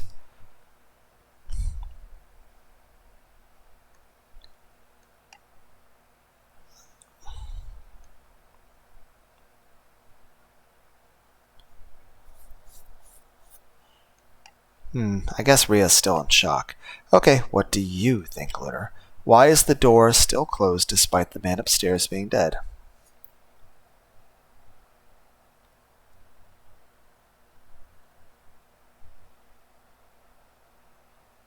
We're still missing something. There has to be something else we need to do. Maybe if we examine the body again. Lunar, I said, let's face reality. You were the one who checked that body thoroughly. We checked every room. The mastermind's pockets were empty. From this, we can draw only one conclusion. This house has a will of its own. It operates on its own rules. The house itself? What? Do you hear what you're saying and you're telling us to face reality? I mean, isn't it the only explanation that fits? Lunar, think back to all the other times the front door opened. What's the one thing they all had in common? Every time the front door opened?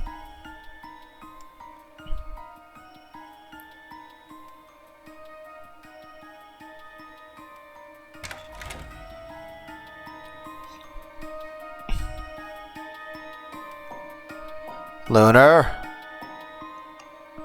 You know better than any of us that only means of escape is. You know better than any of us what the only means of escape is. Lunar, I know it's not exactly the most ideal means, but it's the only way to truly end all of this.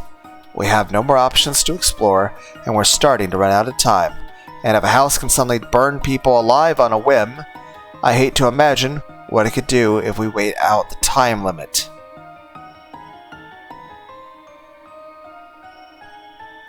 Okay, if the house itself burns me alive for going in the crawl space, why? What was the reason for burning me for being in the crawl space?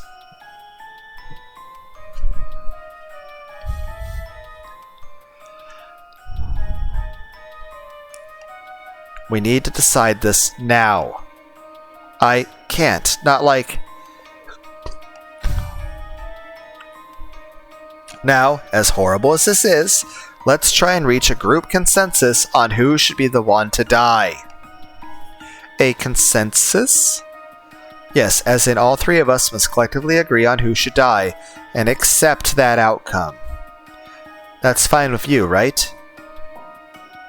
Lunar, I have a proposition for you. Don't you agree that someone who has committed a crime is less deserving of salvation? A crime? What do you... Who killed the mastermind, Lunar? I don't know. Who?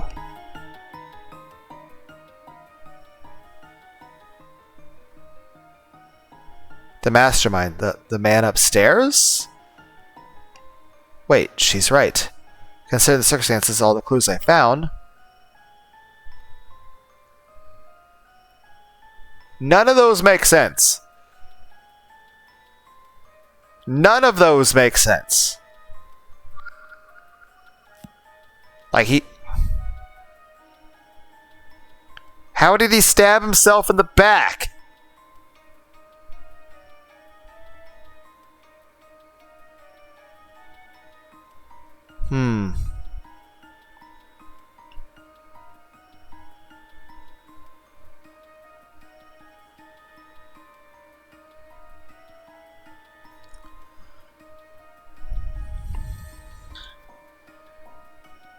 Did I do it somehow? Was it me?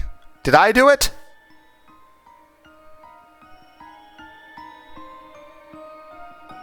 I could have done it, right? Huh? Did you do it? I don't know. I'm amnesiac. Maybe I forgot that too. No, but is there really time for jokes, Lunar? Besides, you have me to confirm your alibi during this murder. However, the same can't be said for Rhea. What? Well, wait. What in the world are you talking about? We know that the mastermind killed Shaggy and left his body in the hallway, which means he was still alive at that point.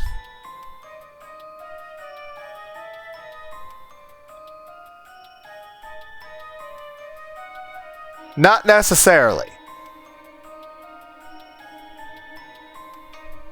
He could have left the dog there and then went into Cecilia's room and then died in there while I was still with Oriana and you were still in the attic. It's a very small time window, but it is possible. After which, Lunar and I went looking for the zombie in the lower floors. But Rhea was alone on the second floor and the body was found in the little girl's bedroom, right? Do you honestly believe I went looking for the man that killed him all by myself? There are a few questions, though. 1. If the zombie went upstairs, did Rhea hear it? 2. Wouldn't we have heard fighting?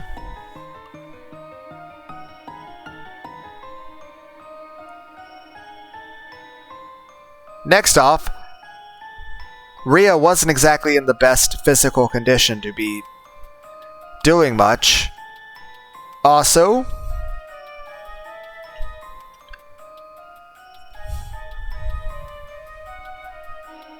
Rhea would have blood all over her. Now that being said, Rhea was the one who found the bodies, which means she went looking into the rooms to try to... But honestly, I don't blame her for that. I would be anxious and paranoid in that situation too, so I'd probably do the same just out of, fear and boredom and trying to keep my mind off things. Also, even if she literally did hunt him down to kill him, that was literally what we were doing. So I can't judge her for doing the thing that we were literally doing. Heck, the only reason we didn't bring her with us to do the thing with us as a group was we were worried about her physical well-being. So at that point, and again, we can't consider that she's guilty of a crime there because we were literally trying to do that, and also even then, even we did all as a group, still not a crime. We're doing it in self-defense to escape the murder house. Need to remind you the state of my arm. But is that the arm your dominant hand? No, but it's still insane to believe I could have taken this knife away and killed him with only one arm. But what if he was asleep? What? His body was by the bed, right? Plus, there are no signs of any struggle in the room. But then wouldn't the bed be covered in blood? Maybe he was taking a nap when you found him in there? And, what is wrong with you? I think you panicked. I think you saw an opportunity present itself and took it. Here's the thing, even if it's true or not, it is really fucked up of you to be saying this. But also, again, she'd get blood all over us, how she would move the corpse. You scouted the man. You wanted the killing game to end so badly. You let instincts take over. But again, we were trying to kill him ourselves. I mean, even if she did literally seek him out to kill him and do it as an ambush attack, given the circumstances, if that were the case, we should be thanking and praising her. Though in that circumstance, I'd also be like, why wouldn't she just tell us out the gate? The bloodlust within you, the depravity that Lunar had witnessed before. You can't deny any of it, so I think you're both just reacting very poorly to the stress. Again, I don't blame you. I'd react very poorly to the stress too. Also, probably the thing I dislike the most in a video game is a time limit. Or an escort mission. With a time limit.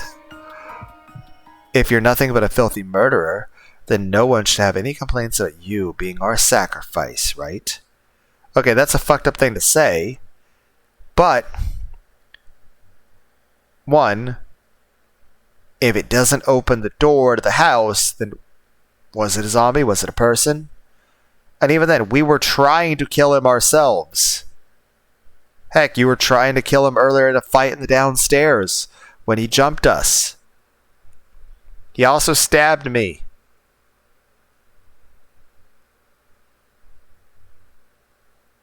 But he did not stab.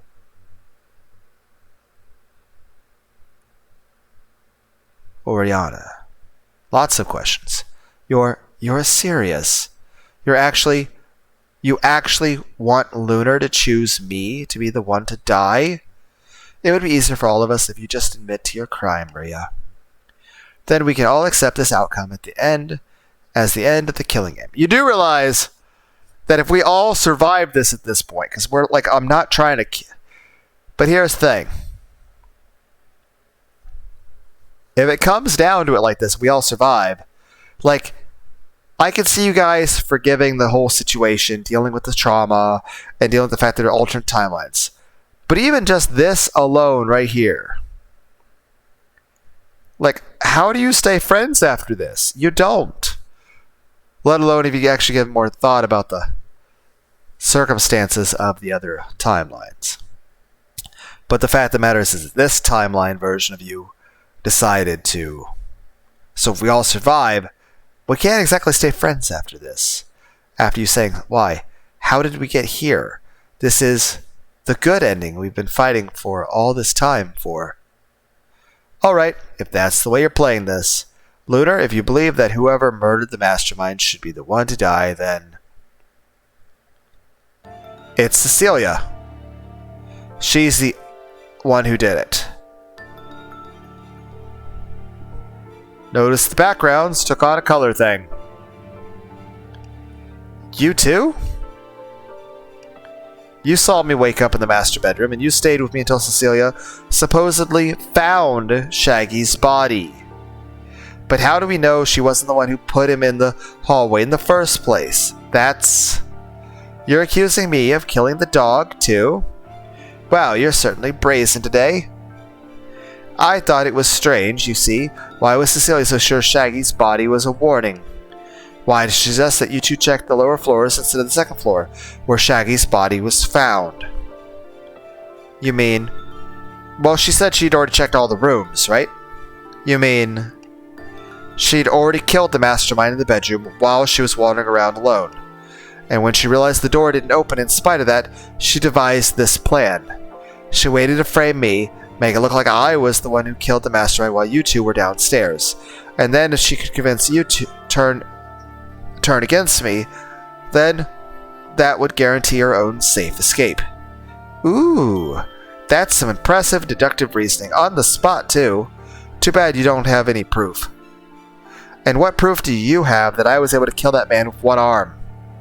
Again, the state of the room, our respective alibis. Oh, and here's another one. Why would I kill him with his own knife? I'm already carrying my own.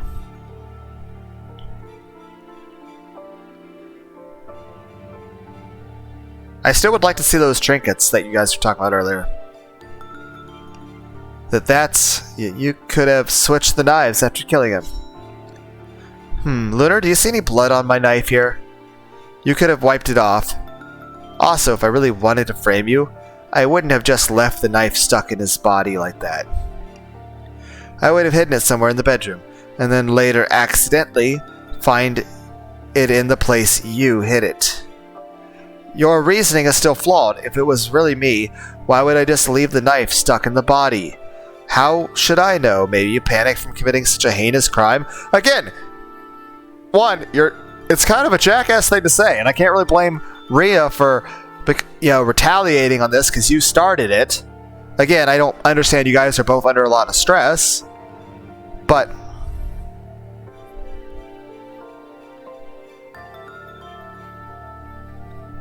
And again, can we really call it a heinous crime when it's literally what we were trying to do?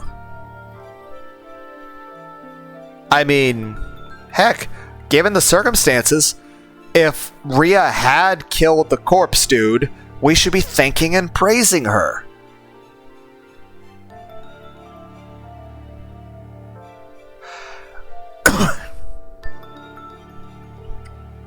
Heck, the only reason we didn't do it as a group was because of her arm. And wasn't the whole point about you having the knife being that you're the one who could take the zombie in a fight?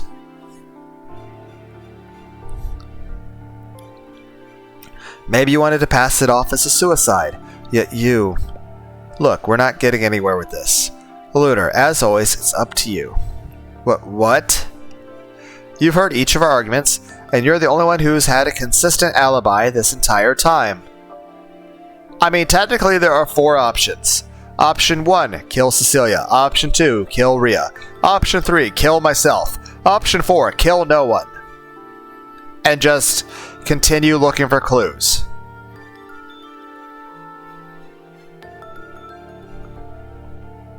We don't have to be in such a fucking rush about this. It doesn't look like a consensus will be possible, so you'll have to be our tiebreaker. The tie? What the hell are you talking about? You're asking me to choose one of you to die, and I don't think either of us will object to your decision, right, Rhea?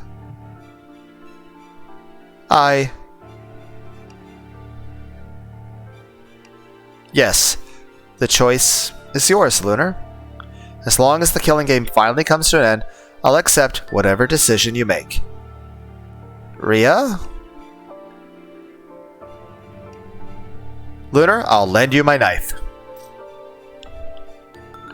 Ah, I remember this from part 1, when we started the very first part of the game. Does it have to be like this? The most important thing is that you accept your choice, Lunar. There will be no turning back once you make your decision. Making a save. Make this one last choice and you'll never again be forced to experience a killing game.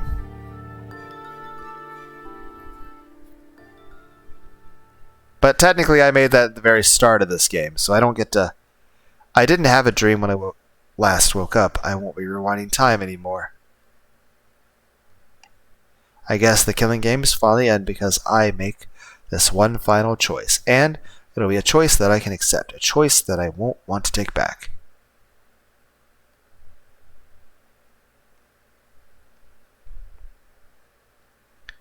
It's time, Lumizoldik. It's Lunar. Once you advance, there's no turning back time. And there's no more pausing to think. What do you mean pausing to think? What do you mean pausing? What do you mean no more pausing to think? What do you mean time limit? I don't want to. I don't like time limits. Proceed. Oh right, I remember at the beginning of the game, there was a time. This is it. There was a time. That's why eventually, after all that's happened, oh this is. It comes down to this after all. Yep, I remember this verbatim. All I have to do is make one final choice. Choose who to kill. Kill Oriana. Kill Cecilia. Kill... Up! Didn't even know that was an option first.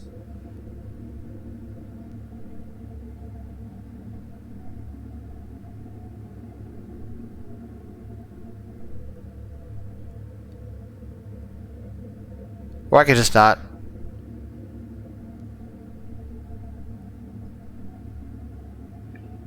Is there something in the background, maybe?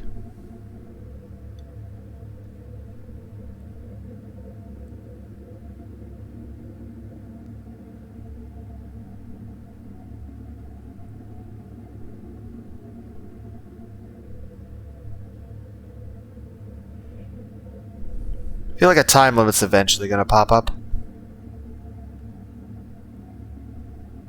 But what happened if the time limit expires?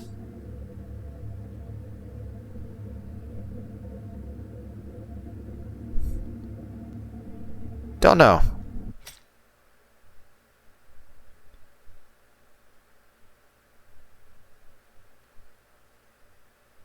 What? No. What, you guys said you'd accept whatever decision I made. A decision was made.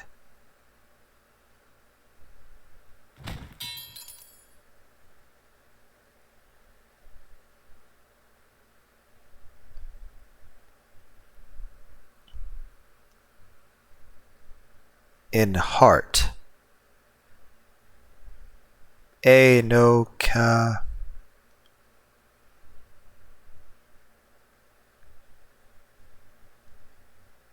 Can I just not hear you guys anymore over my dying? I can't see, I can't hear. I can't see, I can't hear. But why am I still? Does this fail still? Do I not count? Because I am technically already an undead in this game. Huh, wonder if that hurts my self-esteem more. Nope, door's open.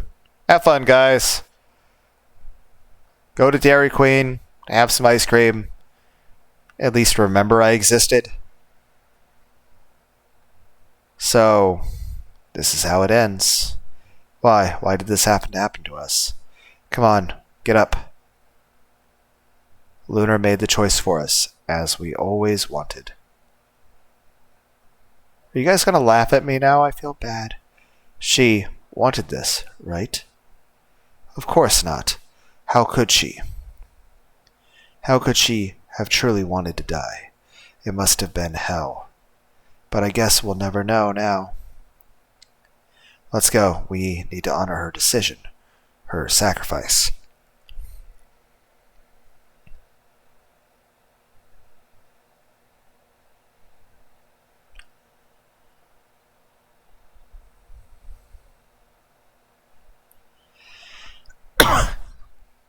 Good end.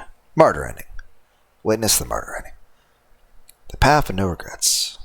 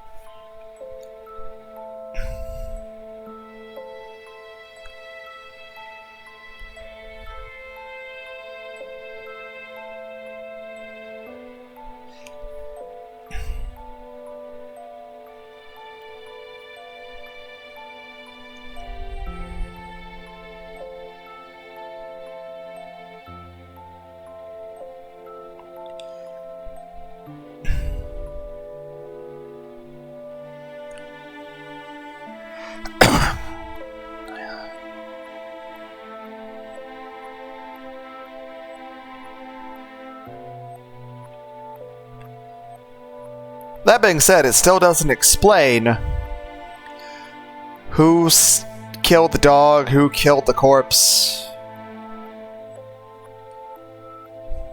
why the magic was occurring.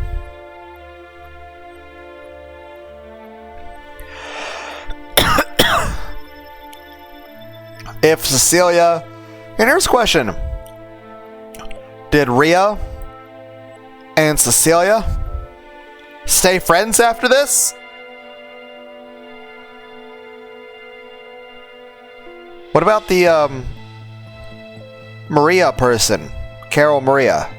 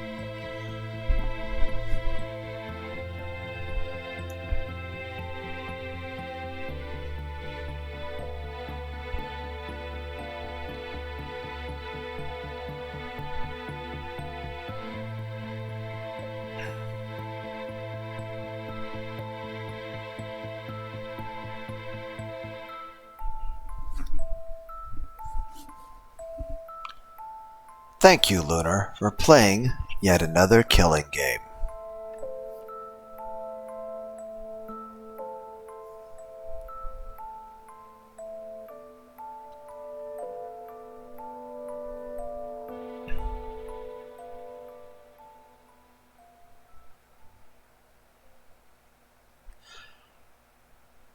Okay.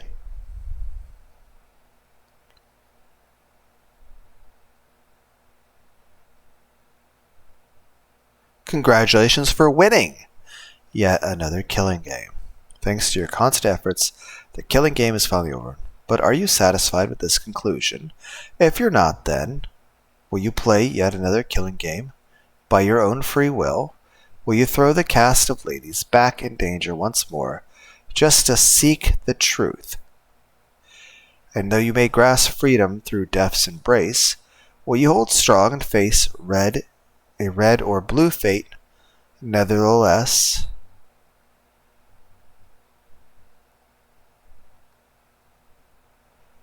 The decision is yours.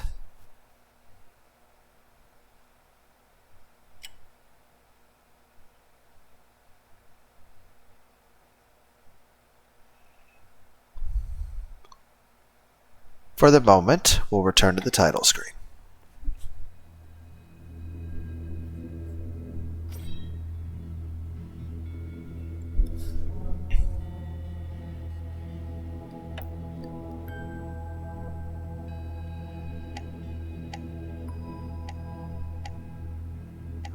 One of two.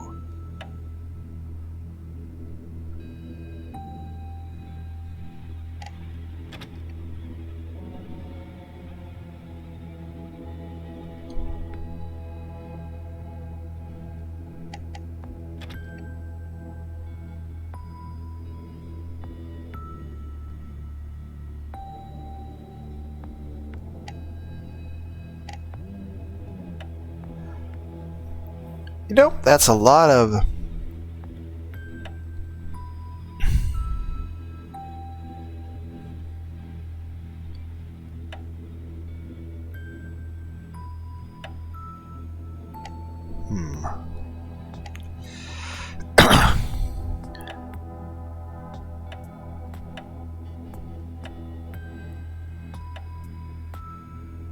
How are there 5 musical tracks I have not seen?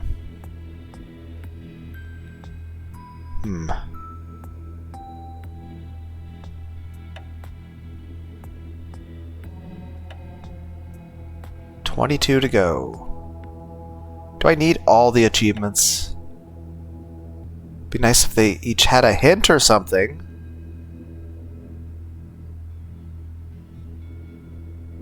Can I have a hint? Hint, please?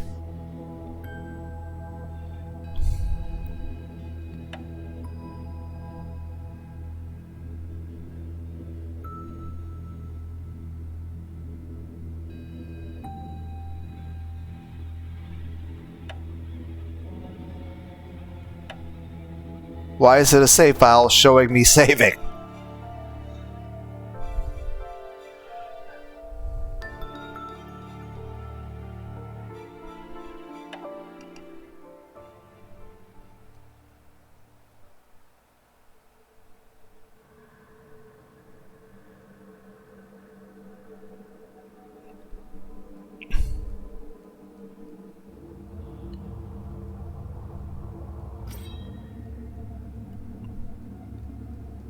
Nope, can't kill the time limit. Well.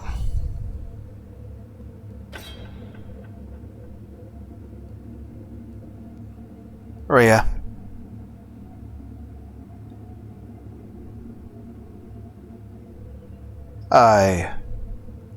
I'm so sorry. I was supposed to protect you, but now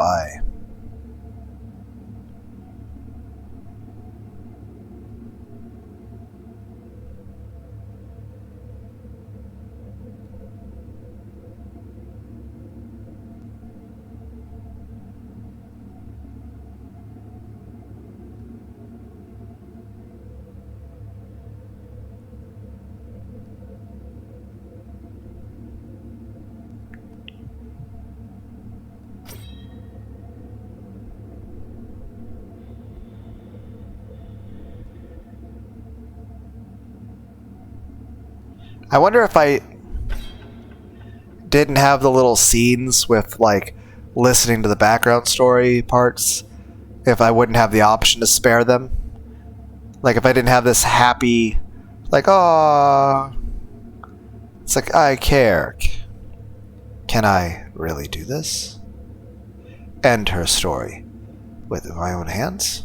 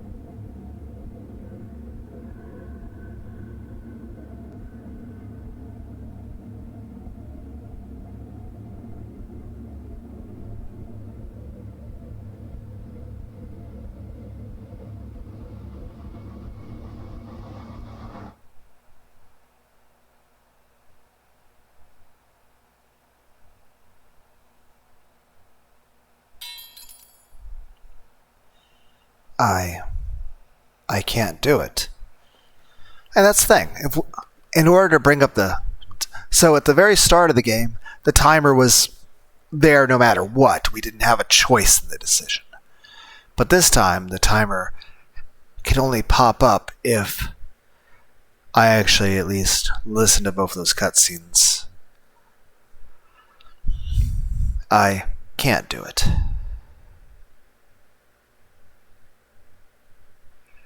But there's no other option, right? Maybe if I think about it from another angle. If I ignore all the options in front of me. Can I stab the door? Then what could I do? Can I stab the clock? What else could we do to get the door open? Think, Lumizoldic. Think back to everything you saw. There was so much new information all at once, too. Filter out the chaotic emotions, the insanity of it all.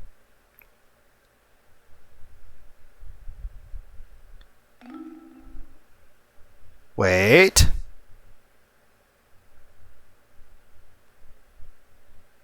Why is this coming to mind?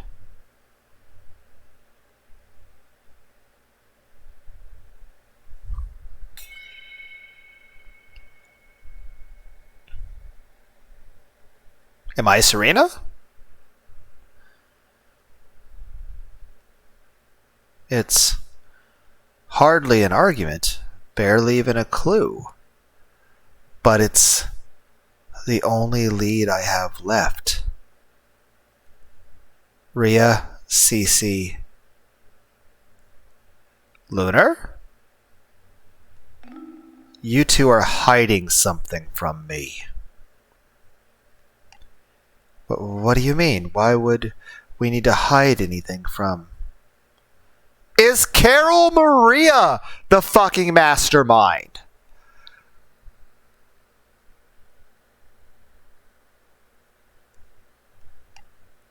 Cece, you said it before. The occult club visited this house to confirm an urban legend. Yeah? And Rhea, you said there are exactly 3 members of that club. You, Cecilia, and Carol Maria. Yes, but Carol Maria didn't come with us, so...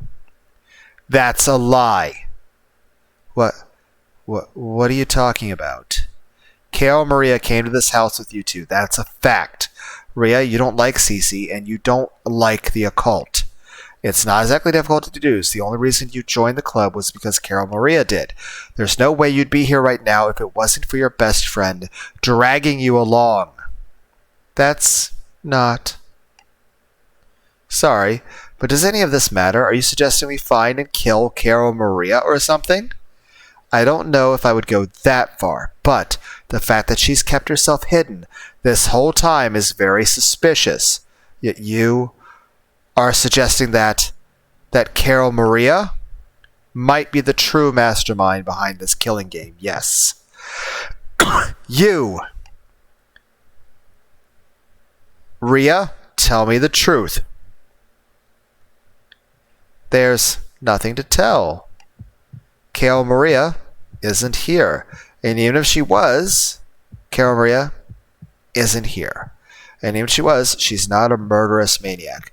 But here's the question. In the timeline where I burned in a fucking fire, which, sucked, by the way, you were talking to somebody.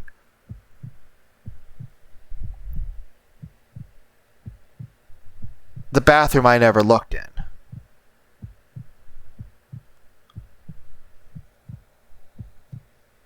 You were talking to somebody, saying you tricked us. Who was the you in that situation? Who were you talking to? Calvert,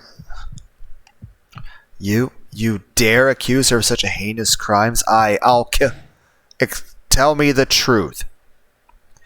Tell me the truth. Also, you were both resigned to letting me kill either of you or kill the other person.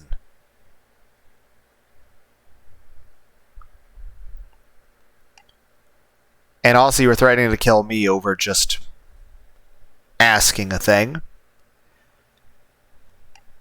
She's in that other bathroom, the one room that I have not looked in, but Cece looked in there. Why? Why are you two trying to make me decide?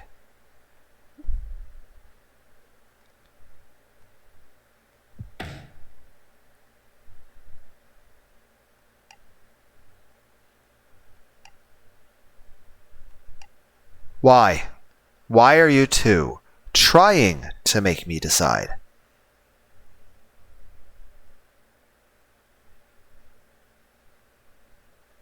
Why?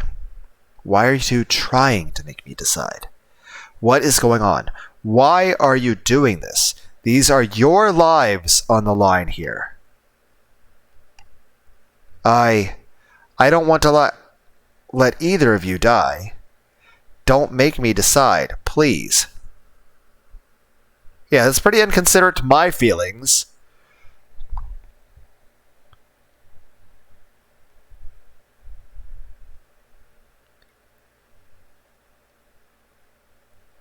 Also, you guys have started to have a little bit of time travel bleed as well. Rhea, I think it's time for a new plan.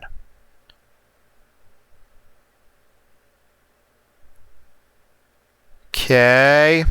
This makes me feel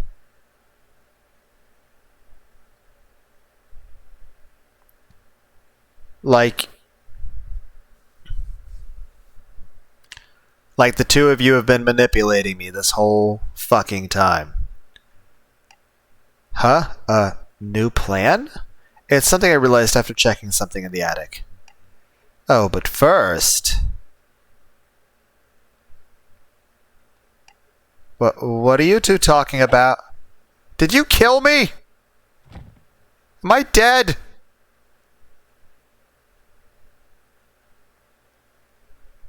Did you shoot me with a blow dart? What happened? Where? What happened? Oh look, Lunar's starting to wake up. Explanation? I'm in a basement. Why am I in the basement? Hi, Lunar. Are you feeling okay? Any dizziness? Dizzy from the betrayal?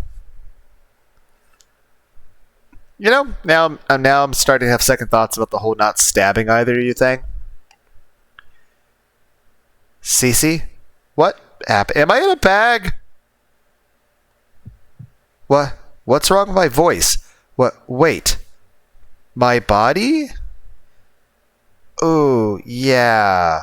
See, about that. You're possessing the zombie's body right now.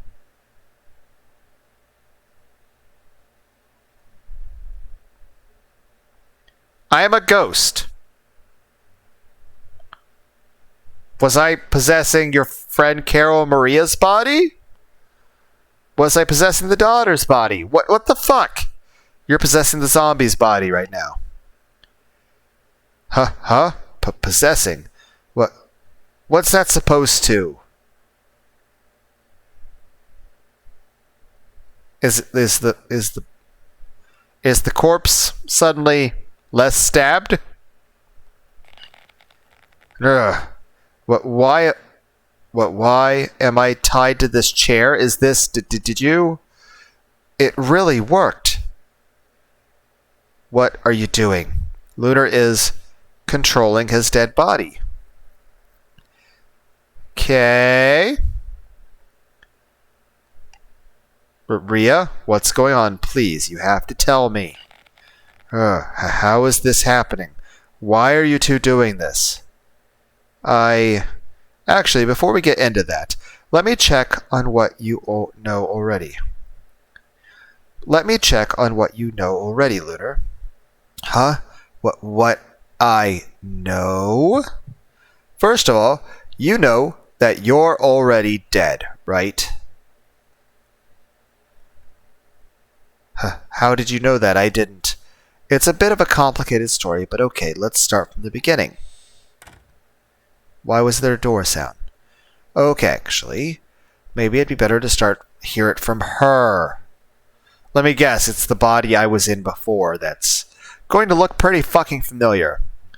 Oh, actually, maybe it'd be better to hear it from her. Her?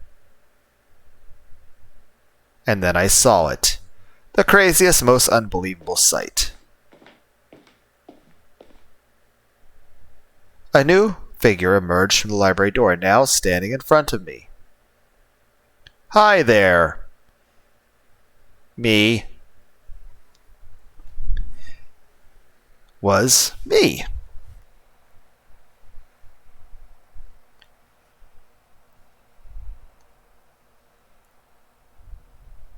Am I the ghost girl?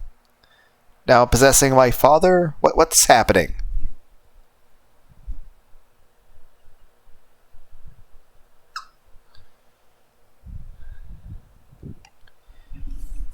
Lunar question mark. Lunar was your name, right?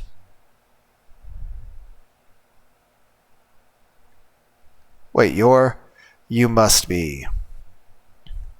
Yes, my name is Carol Maria. But you can call me Karma for short. I see what you did there. It's actually smart. Karma? Yeah, it's a nickname Cece came up with. Cool, right? But I was. You lost all your memories, so you thought you were me, right? But the truth is, you're a spirit that was possessing my body this entire time. Okay, but why, though? A spirit? At that moment, it all started to make sense. How I remember my own death, my true name. How my own face and body never felt right to me. How it always felt strange when I would be stabbed to death. And also, Cthulhu speech.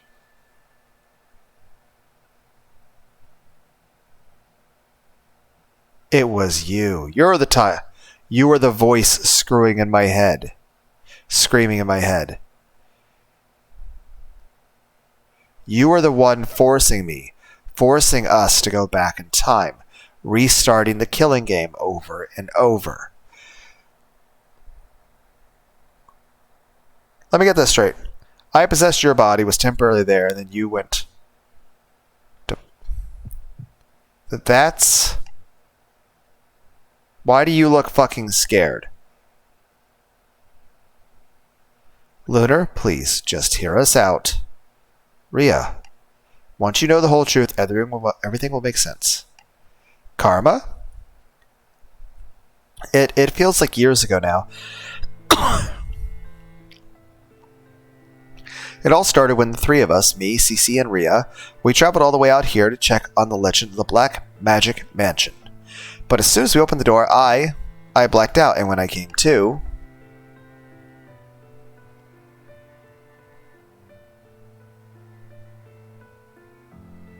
The three of us were in the foyer of this house, with that horrible red writing on the front door. Of course, we tried to ignore it at first. After all, the three of us are friends.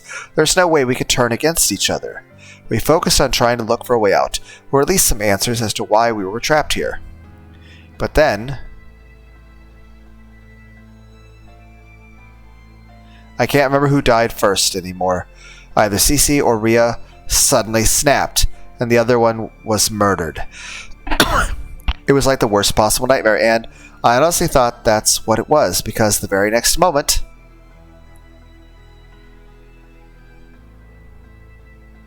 I woke up in the foyer again. Cece and Rhea were both alive, and didn't remember what happened. My own memories faded away quickly, so I thought it really was just a gross dream. I decided to forget about it, and we tried looking for a way out all over again. And then it happened again. Someone died. I screamed in despair, and then I woke up in the foyer again. This sequence kept going over and over until I realized what was going on. I was beginning to remember things that happened before time would rewind. Just like you, I also figured out that the culprit was in the basement. But whenever we were able to confront him,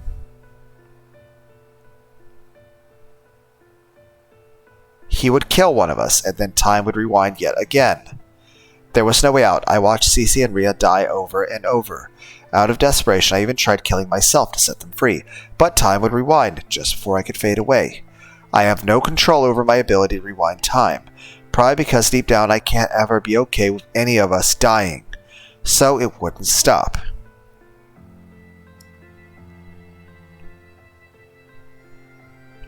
The killing game would restart, and no matter what I did, someone ends up dead.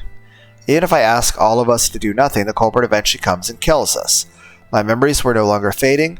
I started to remember everything, all the horrible details, over and over and over and over and over and over and over again. The killing game repeated. You didn't say it felt like years for you. What should have been a 20-hour killing game became days, weeks, months, years, maybe decades.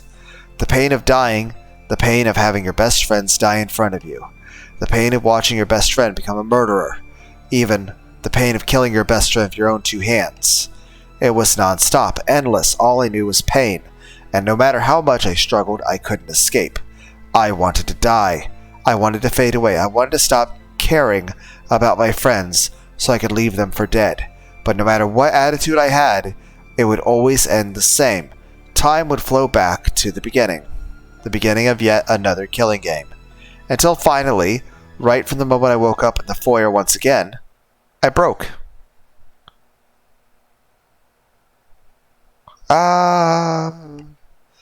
What? Karma? What happened? Did you have a nightmare? Pant, I can't do this anymore. What are you talking about? We only just woke up. No, we've been here forever. There's no way out. Karma? I don't want to reset the clock. I'm done trying to get a happy ending. God, Satan, anyone, please just end this already. Have one of us die or have all of us die. I don't care anymore. End this game. End it, please. End it. Should I just close the X button up here on the top right? I mean, technically I have the power to end this.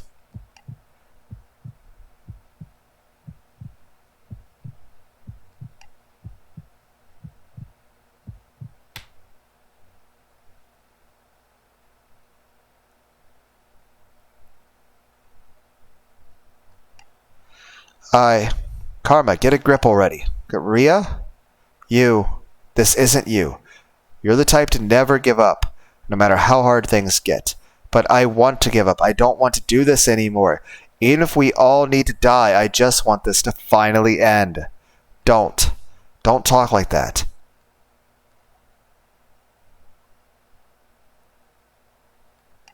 Please, just tell us what happened.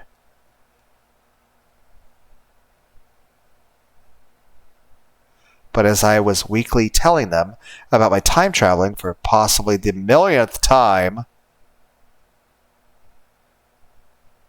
Hi. That's when he appeared. Oh, so that's who you tricked us. Okay, so that's who you were talking to. But it still doesn't explain how... Also, about the dog? Is the dog time looping too? Are you time looping? So that's not who's been killing you. That's not the culprit. Which means... Was this the person killing you every time? Was it someone else? I mean, technically I would say you're leaving stuff out, but you're still in the middle of telling a story. You... Corpse. Good evening. I understand you are having quite a bit of trouble with the writing on that door. Karma, is that? A zombie, guys! It's a real zombie! Why are you here? What are you up to? So it's true then. You come from the future. Can my phone please stop ringing? Like, it's almost always a telemarketer. I had to, just turn my phone off. Oh, pardon my lack of etiquette. It has been quite some time since I have last spoken to guests. The blonde one appears to recognize me, but as for you other maidens, I hope you are not alarmed by my appearance. Musical notes. Let's see, my name is hardly relevant these days. Please refer to me as the Professor. The Professor? Enough small talk. Answer me, why are you up here? There's no need to be on guard. I do not intend to harm you for the duration of this conversation. I am here right now to offer you a solution. A solution?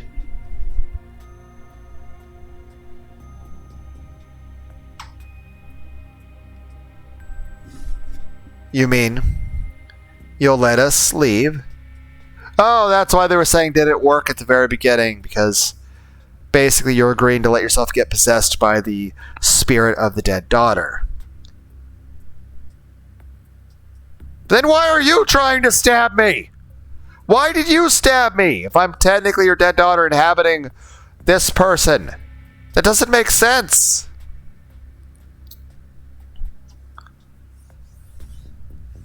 I mean, at that point, the whole point, like, it's not just saying, oh, you should care. It's that the whole point of everything you did here was because you care. You mean you'll let us leave? Unfortunately, that won't be possible. The solution is regarding your unwanted time-traveling ability. My apologies for eavesdropping on your private conversation. You're weirdly polite for an evil zombie mastermind. What's the solution?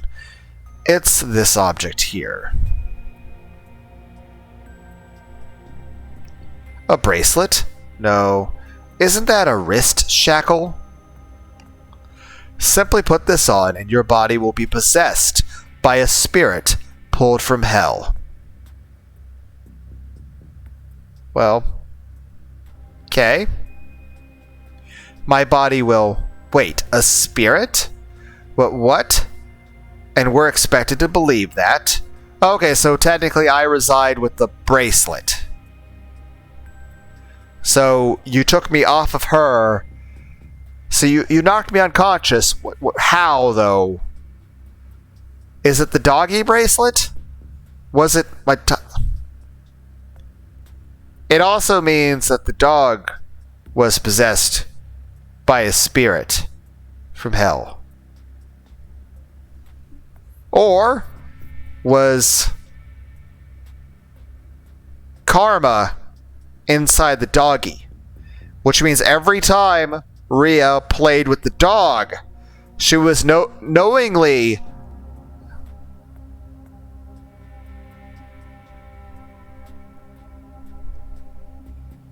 her friend is inside the dog that she's playing with and gushing over, which means, are you gushing over it because it's a dog or because it's your friend that you want to fuck?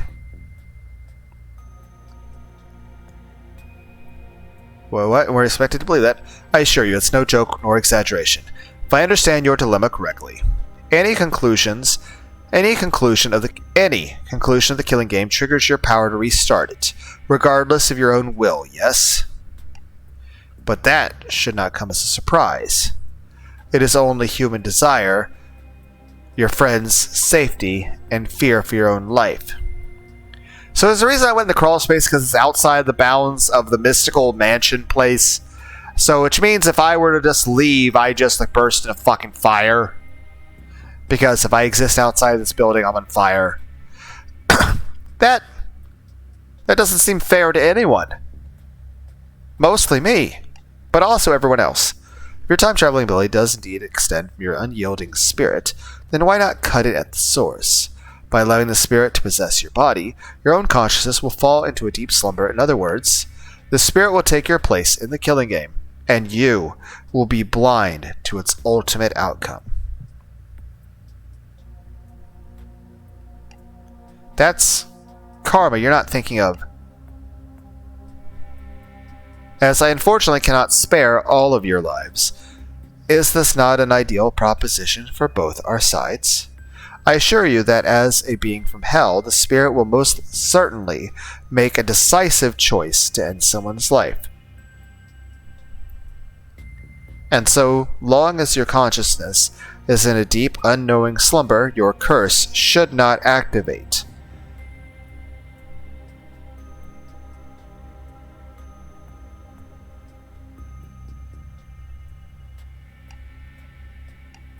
While I cannot say which of you three shall perish, the tragic the tragic loop you've been enduring will finally come to a definitive end. Karma. No matter how well spoken he is, you cannot trust a psychopath who insists on someone getting murdered. There has to be another way. We'll find it. Yeah, you're right, Rhea. I'm sorry, Mr. Professor, but I have to decline your proposition. Huh? Wait, we're not doing it? Ah, but getting to meet a spirit from hell would have been so cool, though. That's why you kept calling me stranger and you said you were glad to meet me and shit. I'm still wondering, like, what would have been the gotcha thing I would have got out of the trash can? Do I have to actually do it on New Game Plus? Cecilia, be quiet. And you are certain that you will not change your mind? Yes, I can't just escape responsibility like that and let some stranger kill my friends.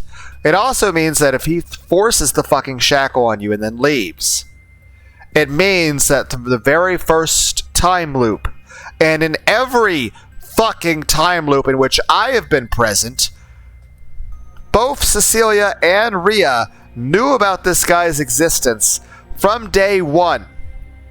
It also means we came down the base, but you guys just all both ignored the fucking corpse dude.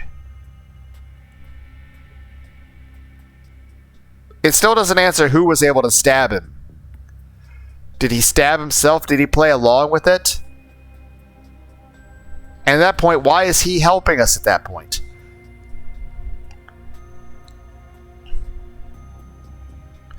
Yes, I can't just escape responsibility like that and let some stranger kill my friends. But can we negotiate some more? Exactly why can't you spare our lives? Depending on what your goal is, maybe we can...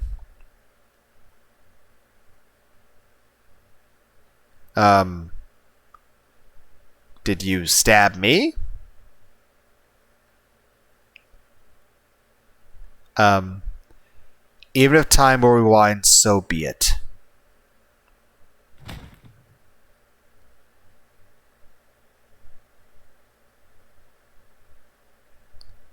Yep, I got stabbed. That sucks. Karma? I mean, you did say you weren't going to hurt me during the conversation. Huh, it's almost like the murderous psychopath messing with the devil magic isn't trustworthy. Wait. Did that really just happen? It also tells me that the dog was possessed the whole time. But by who? Yeah. No! No! This is our only option. I'm sure after a few more loops, you will change your mind.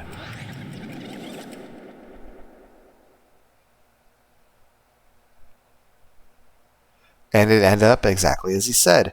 Even while remembering the conversation with the professor, I still made no progress finding us a way out. I looped through several more killing games, my heart continued to crumble even more.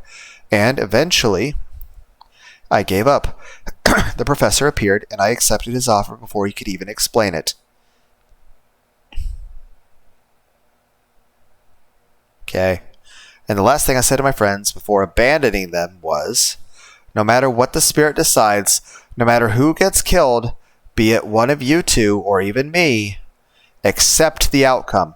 Accept it as the ending to this story.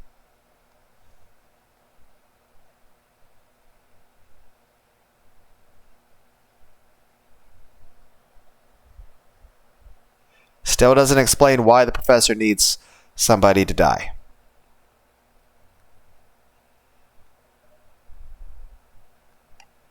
You know what happened next, don't you, Lunar? Even though you all left the final decision to me, nothing changed. Your ability to rewind time would still activate whenever someone died. And no matter how hard Cece and Rhea tried to pressure me, I refused to kill anyone. So now we're stuck at the same impasse.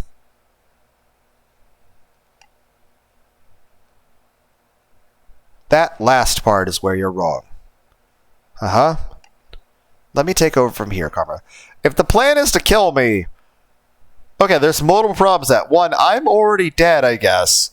Two, you're having me possess an already dead body that may have already been dead before. It's like triple dead.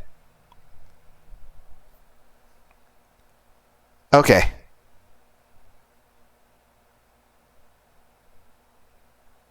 Lunar, do you remember when you jumped through the basement hatch and into the underground passage? It sends me back to hell. Okay, let me get this straight. You guys try to manipulate and lie to me and coerce me and threaten me with physical bodily harm and this shit to get me to kill someone. I refuse. Now you're literally threatening to send me to hell unless I kill someone.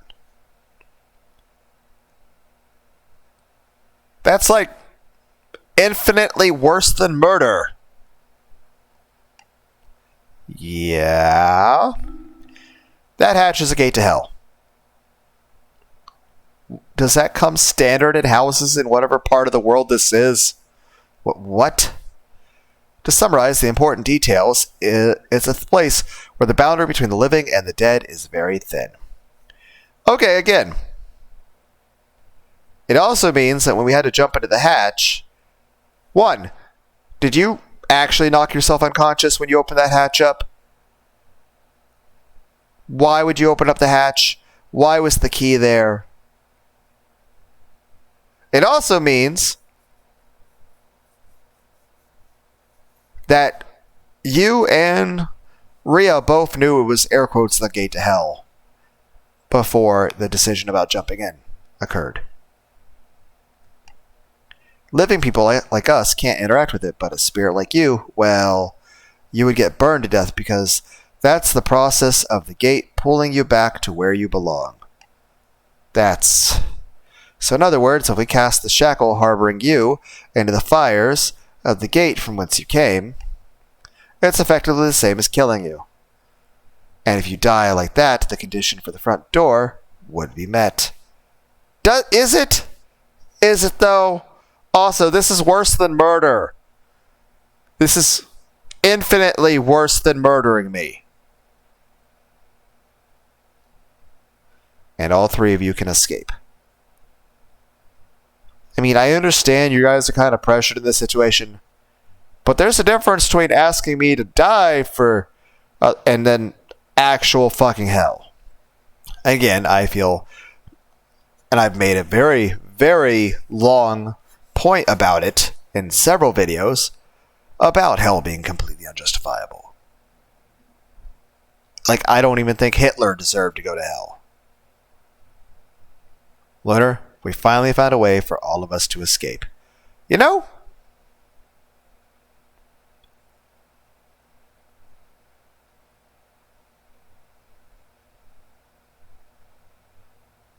I have questions.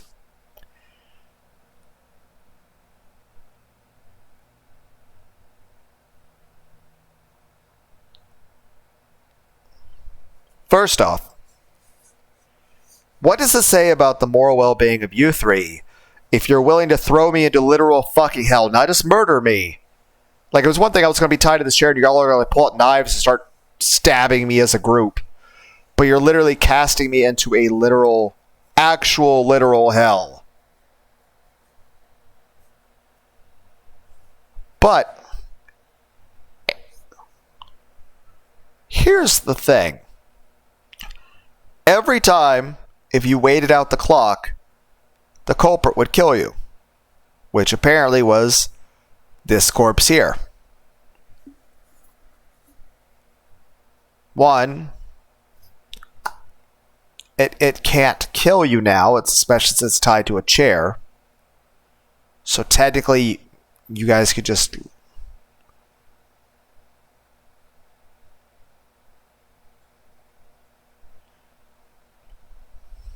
Can we figure out how to leave?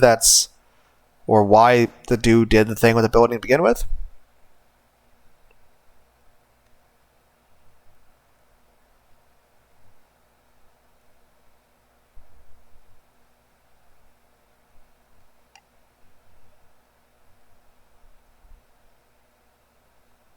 As someone who's already dead, won't you please show mercy for those who still have their whole lives ahead of them? Again?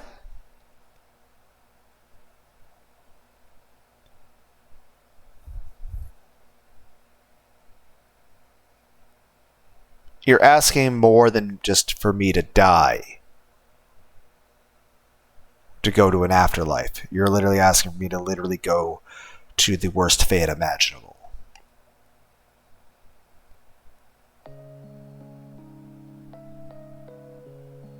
I wish I didn't need to ask you to do this. From what Cece and Ria told me, you're actually a very kind soul who genuinely tried to protect all of us.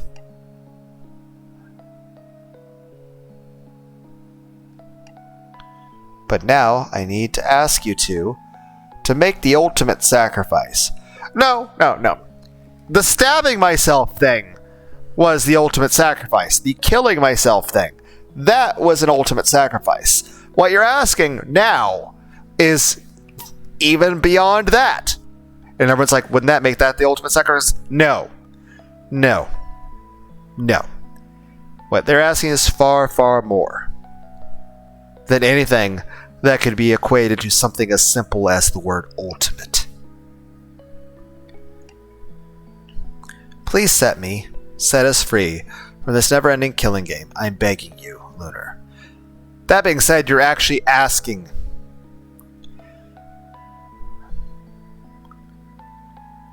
Which, I'll say this.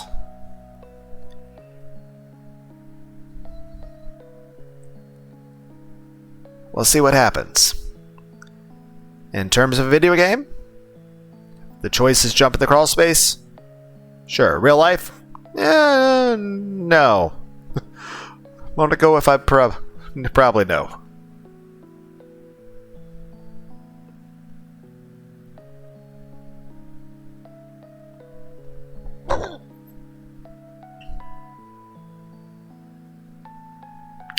We found it. A solution that ends the killing game and lets everyone escape with their lives. As for me, I've already lived my life. Do I really have the right to deny them of theirs? Karma looks torn about this. We shared a body for so long that I can tell she doesn't want to do this. It might be best if I make my decision before I too become someone she rewinds time to rescue. Again, why can she rewind time? As for Cece and Ria, I don't think I could bear to see them die again. I already couldn't make the choice to kill either of them before.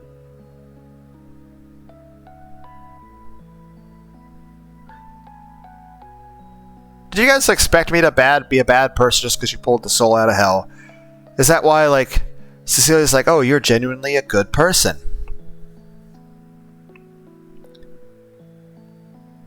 I guess it's not a difficult decision to make. Truly the final choice.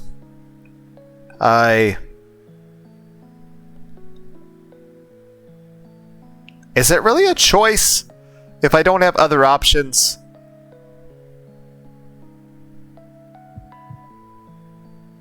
Oh.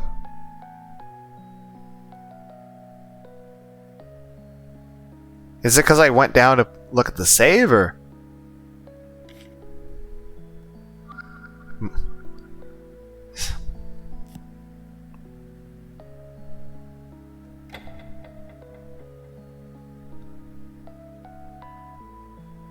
Alright, I'll do it. Did you just say, well, I wish I could return to the living room with you all. The fact of the matter is that I'm dead, and I have no right to impede the lives of those who still live. Lunar, are you absolutely certain? Yes, I am. You'll be returning to Hell, most likely for good this time. But that's where I was in the first place, right? But, Mia, let's not drag this out. Lunar, I'm so sorry it had to come to this. I wish we could have met under different circumstances. I'm just grateful I was able to meet you all at all. I'm just grateful I was able to meet you at all. Huh? Rhea talked a lot about you. In fact, she said, Lunar? You don't need to get into that right now. Well, I mean, it's going to be my last chance to say anything. Huh, yeah, this sucks. If we met somewhere else, if things happened just slightly differently, this makes me feel like I could have done something different to fix things, to make them better. I'm sure we could have been good friends. Karma, take good care of them. I know you can do it.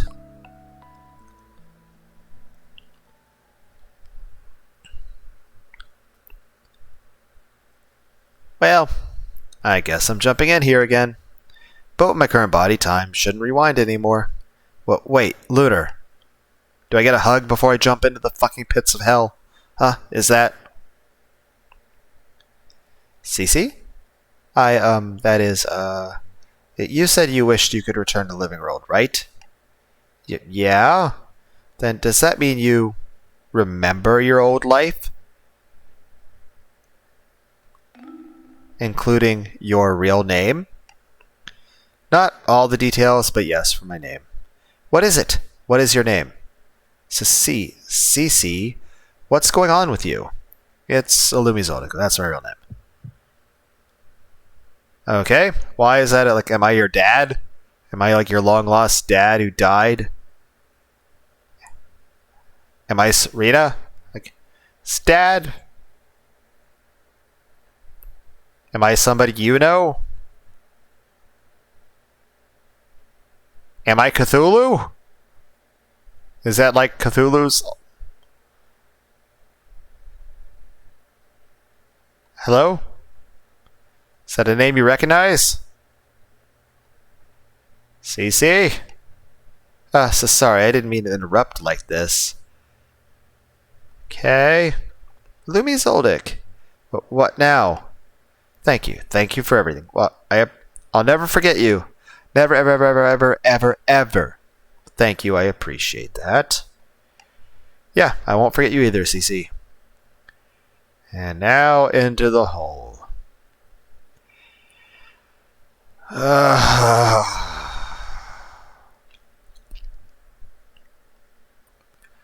And with this, the killing game finally comes to a true end, written in red.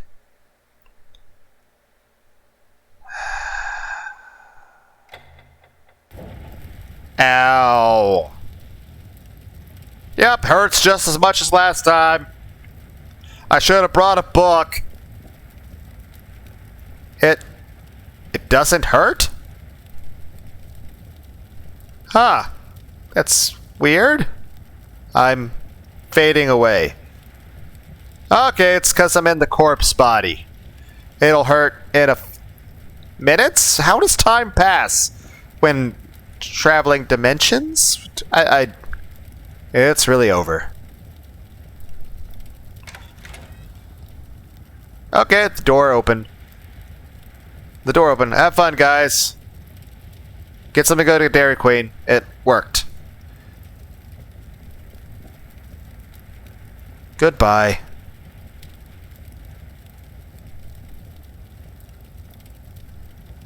True end. Salvation ending. Witness the salvation ending.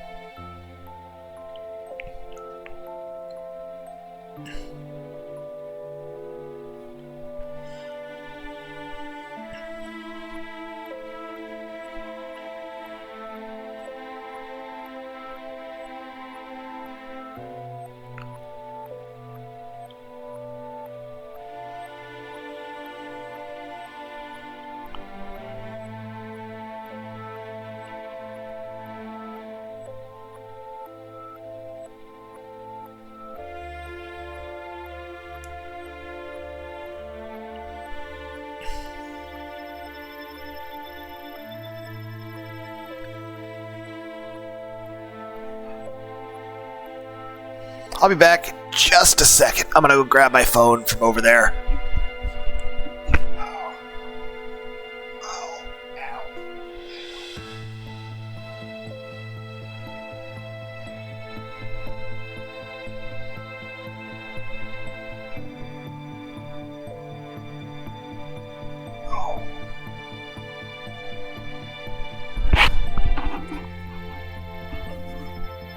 I'm back. I'm back.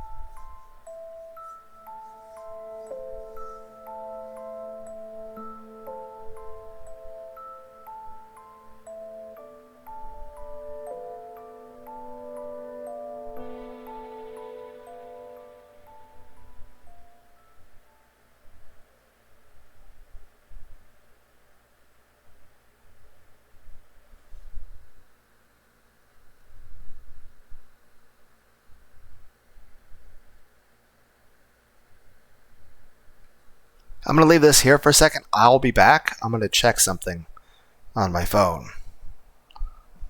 I'll be back.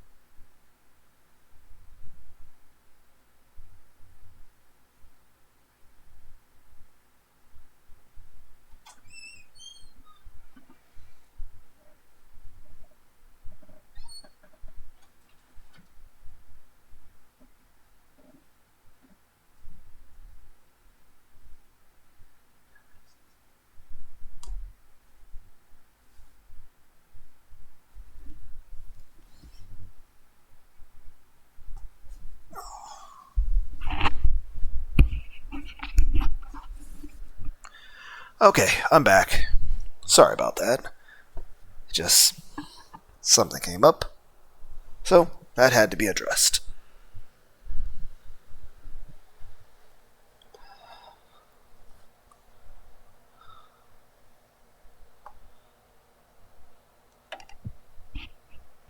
And will you relentlessly pursue?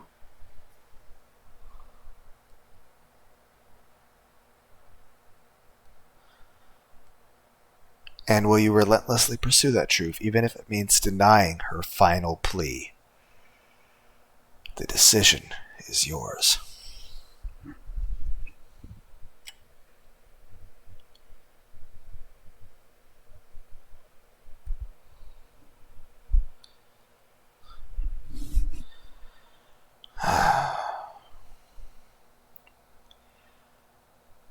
For the moment, return to the title screen.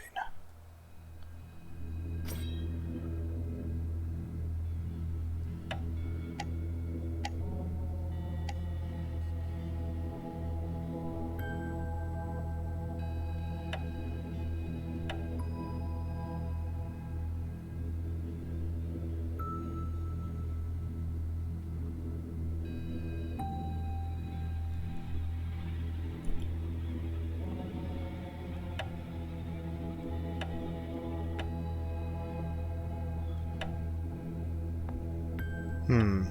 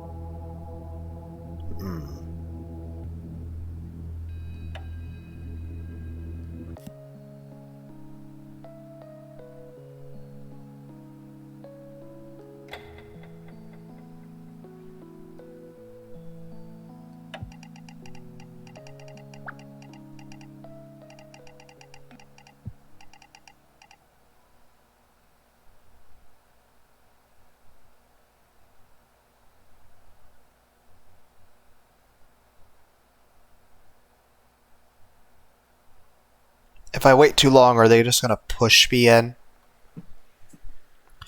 Because the way it's phrased, jump in yourself. The way that is phrased, are they going to get impatient and just shove me in there?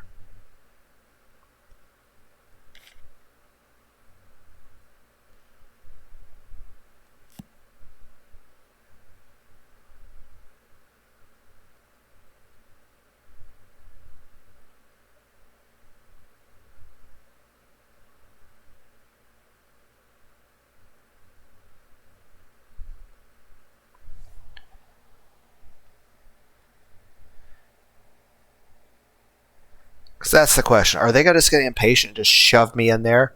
Same regard, if I choose to, like, I'm not going to sacrifice myself, are they just going to, like, pick me up with a 3-man carry by lifting up the fucking chair and dropping me chair and all as I'm fucking bound to the chair into the pit?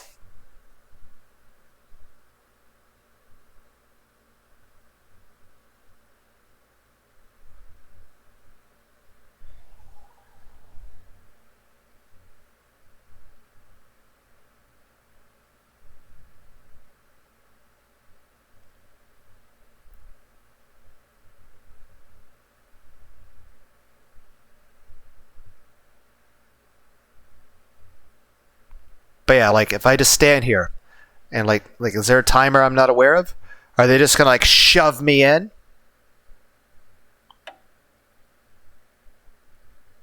Does this affect the time limit?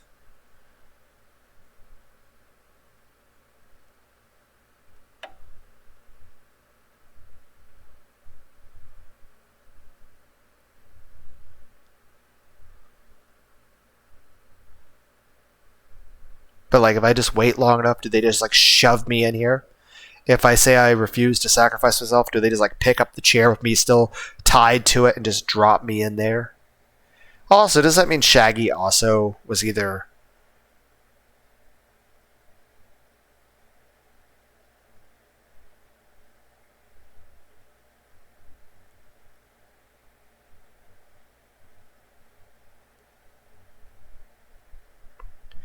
Does it mean that Carbo's...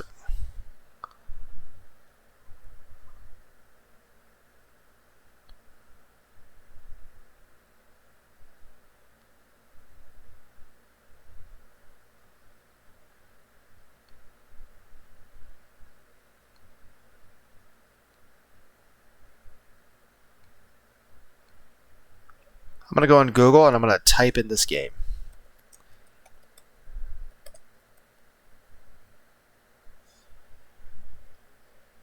There's even a TV tropes thing on it. Achievements. Okay, I'm going to pull up the achievements on a thing where it's, you know, in English.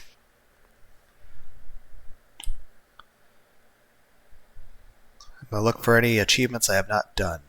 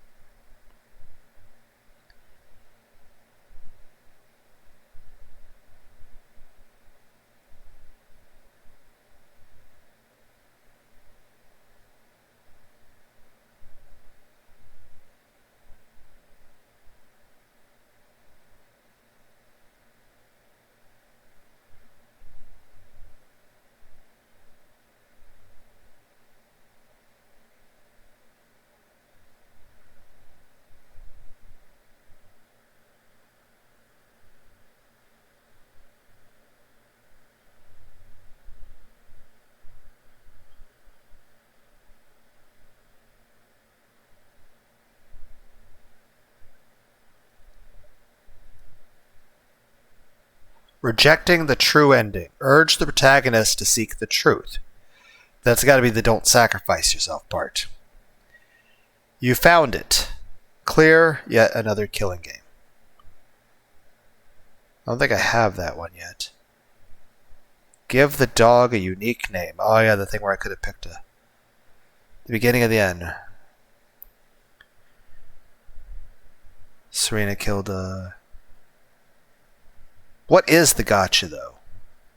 If I click on that, are you going to tell me what it is?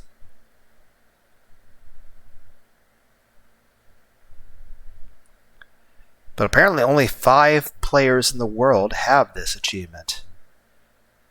Wait a minute.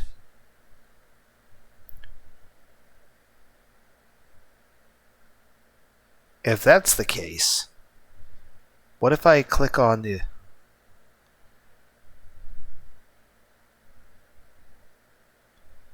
Nope, I'm not listed here.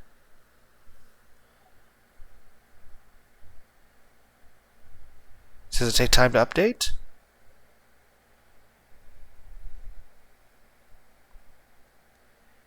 What would be the first? Well, that'd be the very first thing we'd have, so 6 players have this achievement. I don't see me listed here.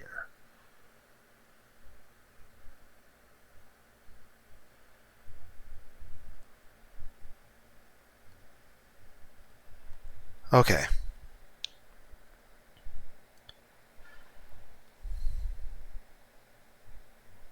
So I can urge the protagonist to seek the truth. And then since you found it is the one that's right after that, which I don't know what this is supposed to be seeing, but it looks like a tobacco moth, which I've actually made a community post about. Give the dog a unique ending.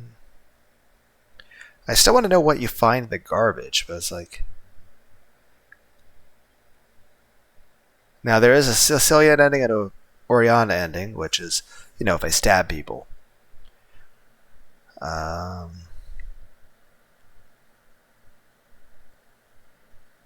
Enter an ineligible name for the protagonist. Like a slur?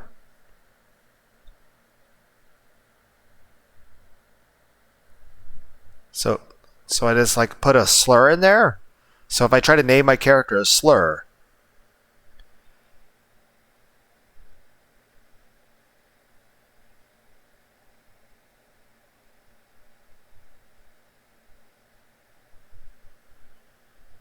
Huh, I wonder if Karma is actually left-handed.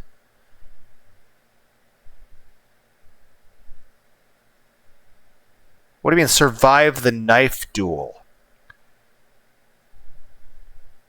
What do you mean, survive ultimate? And like, there's a picture of Cecilia. Like, why do I have to like have a knife fight with Cecilia? Is it if I went to the basement or something? What's occurring here?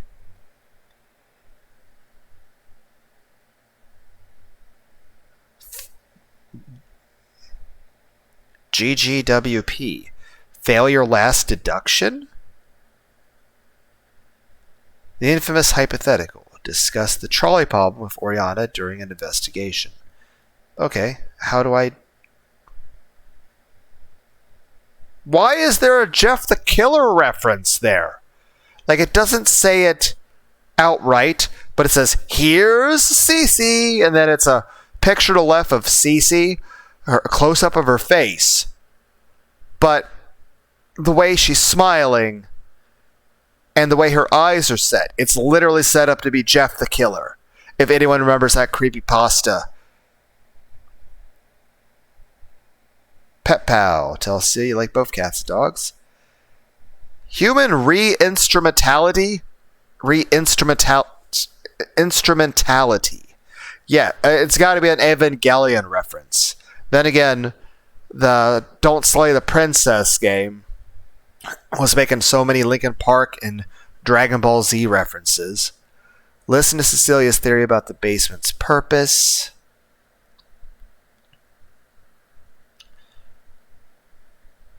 Preferred murder weapon during an investigation. The accomplice ending. Intentionally kill Oriana without any hesitation or remorse. Seen that one. Your own words. Choose a less popular option during a quiet moment with Oriana. Kindness has many forms. Choose the less popular option during a quiet moment with Cecilia. Huh. Ultimate truth. Come face to face with the mastermind behind the killing game. An elusive. Run into a wall discussing the truth of Oriana.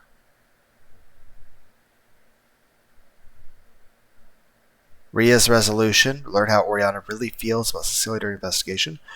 Discuss your amnesia of Oriana in the basement. More, we can wait too long during the final gambit.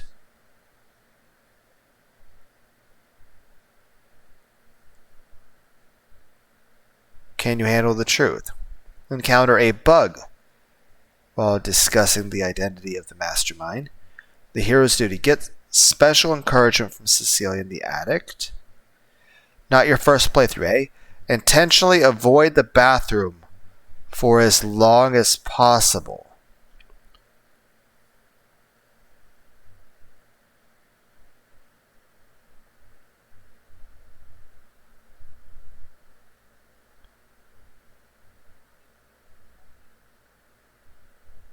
Huh. I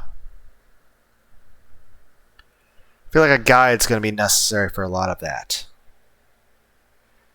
But, interesting. I feel like there's a lot more jump scares on the way now that we know this. That being said, load. Yes.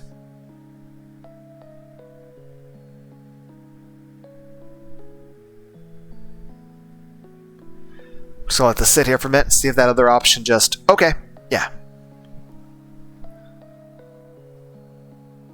Don't sacrifice. It makes sense. This is the ending I've been seeking. A way to save everyone. We finally found it. Karma's been through absolute agony. She doesn't deserve any more of this. She deserves to be set free. Come on. Why? I'm already dead. Why shouldn't I do it? They'll finally have a happy ending.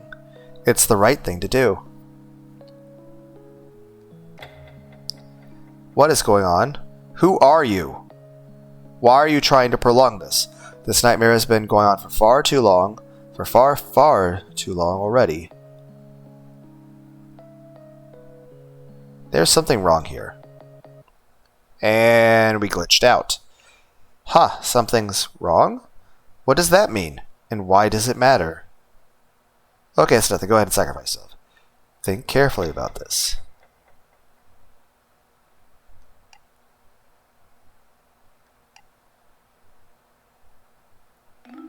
Wait. Could it be? Rejecting the true ending. Urge the protagonist to seek the truth. Lunar, is something wrong? I think I figured out the reason why we can't let it end like this. What's going on? Why did Lunar suddenly go silent?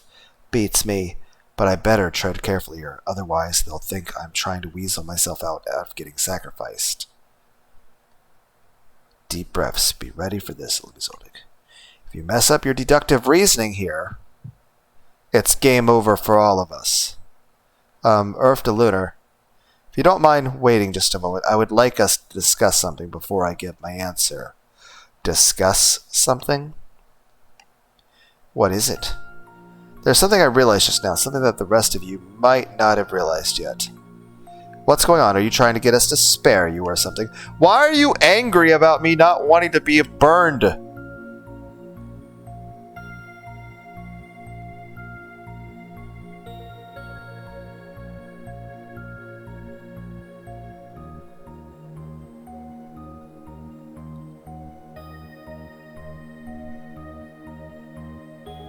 The professor's death didn't open it. Even though we found the professor, found this body dead in the bedroom upstairs. The front door didn't open for us, even though it always opened without fail before. The professor. Oh yeah, I suppose that was kind of strange. But I mean, he was the mastermind, right? Maybe he was an exception to the rule? No, there's more to it. The reason why the professor's death didn't open the front door is simple. It was because...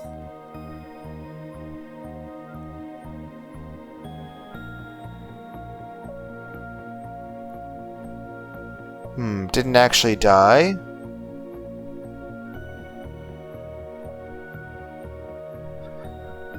I'm pretty sure we're getting the failed achievement here. We're getting thrown in the pit.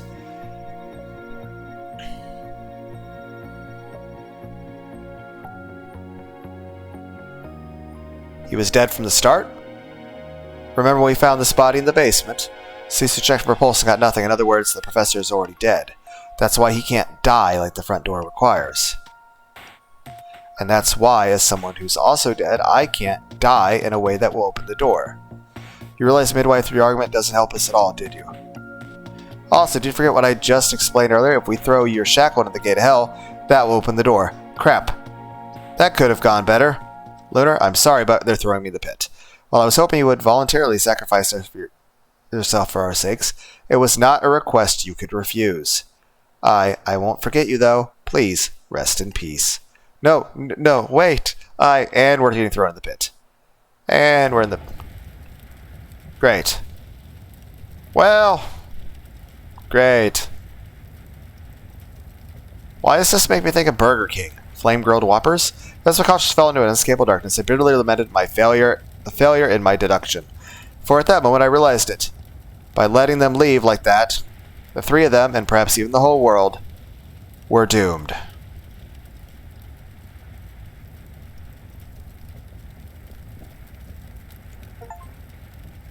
Failure less bad, and you lose. Well, we got an achievement for me sucking.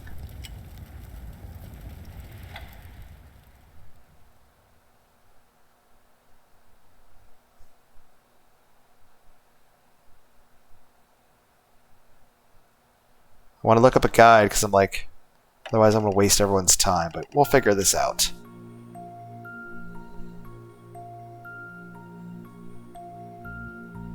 The door won't open without me? Whenever the front door opened, it was always while I was still alive. So maybe it's connected to me somehow, like maybe it's only when I find someone's dead body does it. Lunar, you said before, yep, I failed. Before finding someone's corpse. Also, your usage of the word maybe and somehow doesn't make it convincing that you truly figured something out. And you said the door won't open without you, so you're trying to threaten us into sparing your life. No, that's not... Yep, we failed.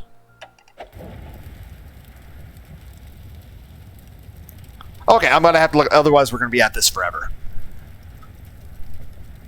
Like, yes, I could brute force this method, or get lucky, but you know what? That's not really...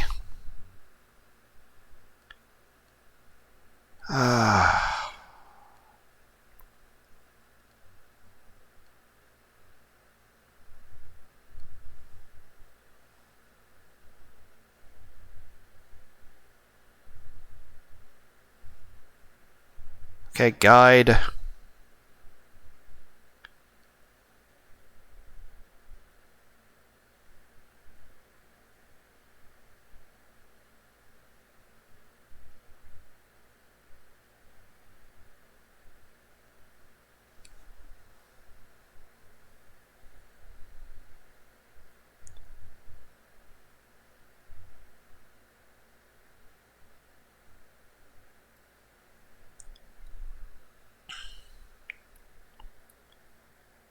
Huh, there's people that made videos in this back end like Barch.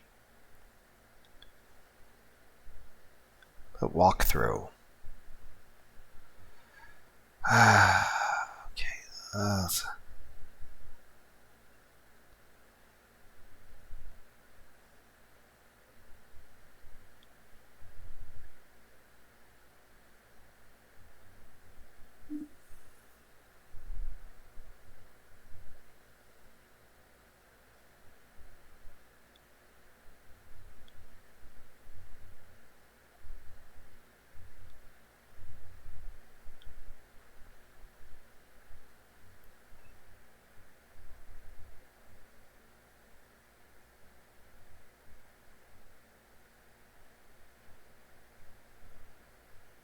Oh, so...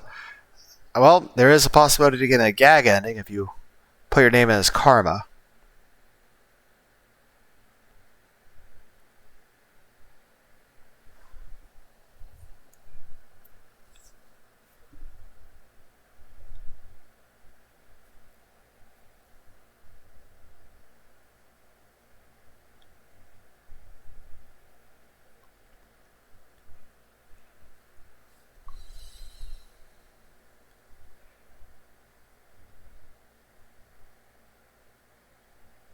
Happens after the training, you will know when you see it. For the exact steps, you have to, like, to get the final CG computer graphic, you have to choose to stay behind and wait for the... You have to accuse CC of being the mastermind. Get the true ending.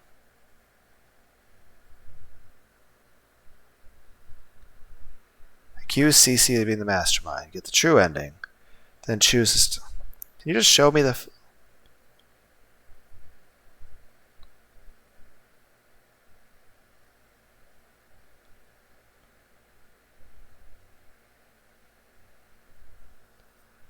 How does that even...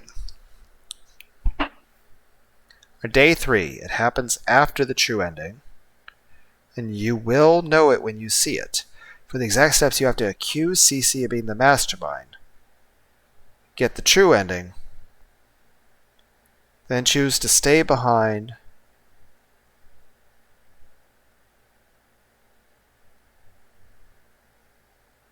Some point in day 3. I don't even remember this stuff. Is it? And he said before, then after. Like, it's confusing. I'll keep it in mind, but...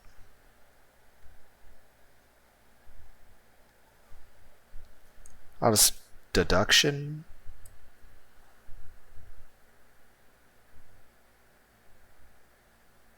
To understand yet another killing game is deduction and plot.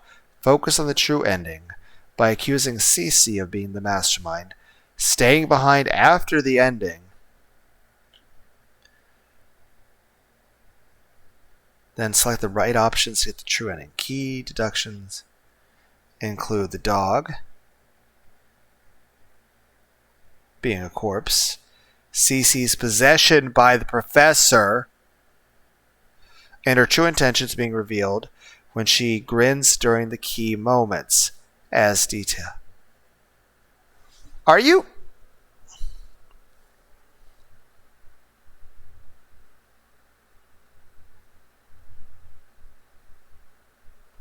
So Cece is being possessed by the professor.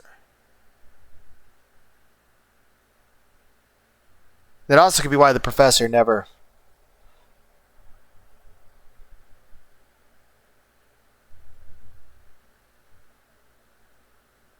Here's the question.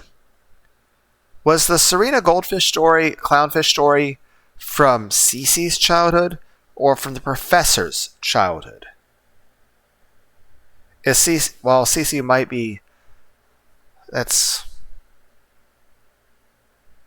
is confusions. Okay, back to failing this.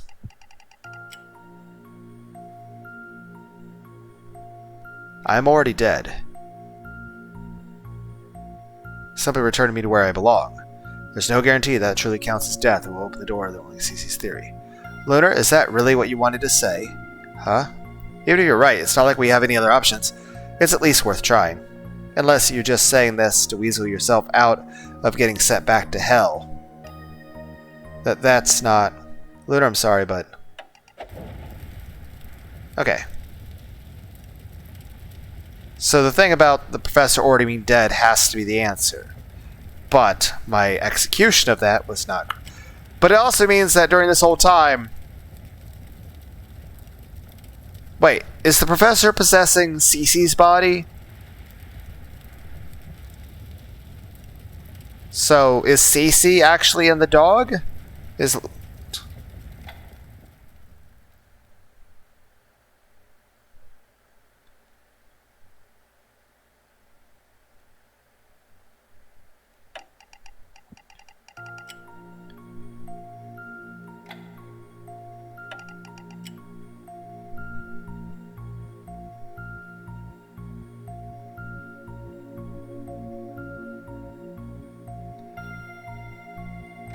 Okay, well, I remember Karma's story. It sounded like he lives here. He referred to you all as guests, didn't he? Yeah, he did. Then I was right. The professor has to be the father of the house, the one in the lounge photos. And that must be why his death didn't open the doors, because he set it up to react to only our deaths. That makes sense. Lunar, your utter lack of evidence for any of your claims aside, over the course of several killing games, you've personally investigated this whole house from top to bottom. You should know better than any of us that no one has lived here for a long time. But we also know the corpse has been dead for a long time too. That means Professor somehow he became an immortal being, lived here in this house for several years. Lunar? You just said he's dead. How can he also be immortal? That's because, furthermore, you were the one who checked his dead body in the bedroom. If he really was immortal, why didn't you notice any signs of life from him? Or did you simply choose not to tell us what you did? Crap, I think I'm on the right track with this idea, but I should have come at it from a different angle. Okay, at least got confirmation that we chose the right path. But somehow we're doing this wrong. Also, during this whole conversation, Cece, you're actually the professor?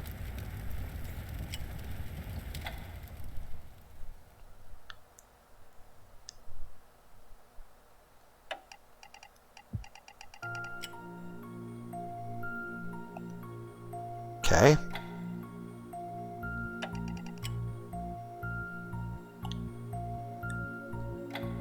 He's not dead. That's the only explanation. He's not dead? Wow, okay. You lost me, Lunar. Or, how about this? What if Cece wasn't possessed the whole time? What if Cece only became possessed?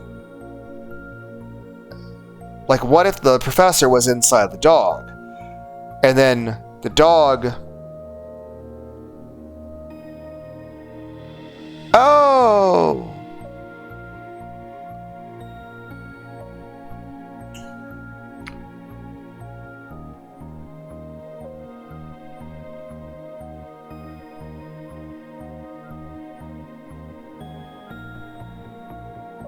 He switched.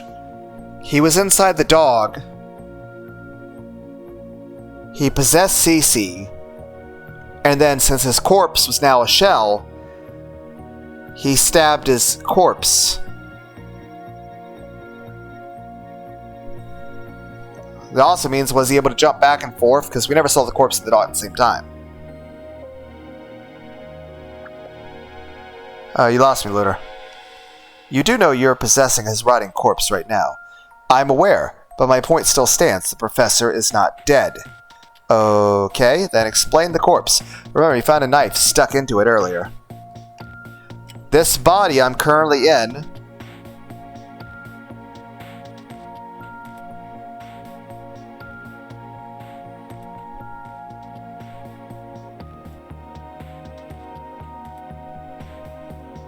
It's a puppet he can control. It's a puppet body that the professor can control at will. Now is not the time for fantasy, Lunar. No, remember the legend of the Black Magic Mansion? How people came to be controlled like puppets? I repeat, now is not the time for fantasies, Lunar. Cece, what do you think? Couldn't this be the body of a victim of that legend? Cece? I guess it's possible. Maybe a voodoo magic of some kind? But what's your point with all this line of reasoning? Are you saying that you're the professor? Are you saying you're the professor controlling the puppet right now? No, of course not. I'm just saying the professor was never actually in this body, and that's how he survived. Then where is he right now, Lunar? I don't know. Probably outside of the house where we can't find him? You're not making any sense, and even if you were, what are you asking us to do? No, not this. I know I'm getting closer to the answers, so what am I doing wrong?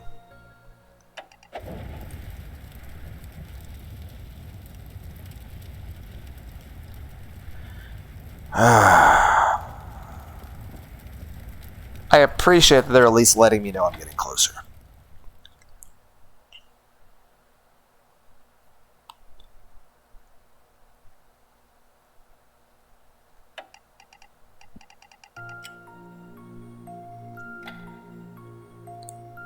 That being said, I did spoil the thing about knowing about CC, but that was interesting.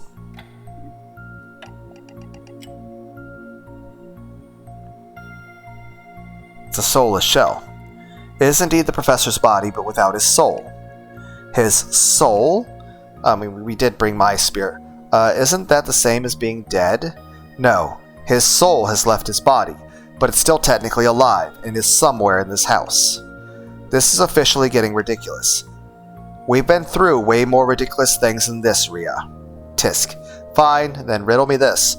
How does a soul move around freely while still being alive? By inhabiting a host. He's in a host. Someone or something is carrying his soul around. A host. You sure you're not just making this up? You seem nervous.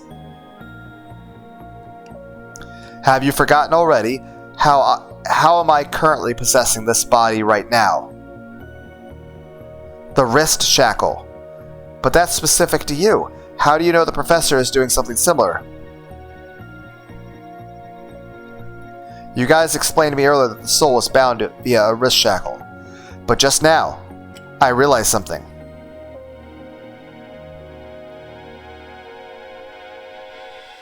There are multiple wrist shackles.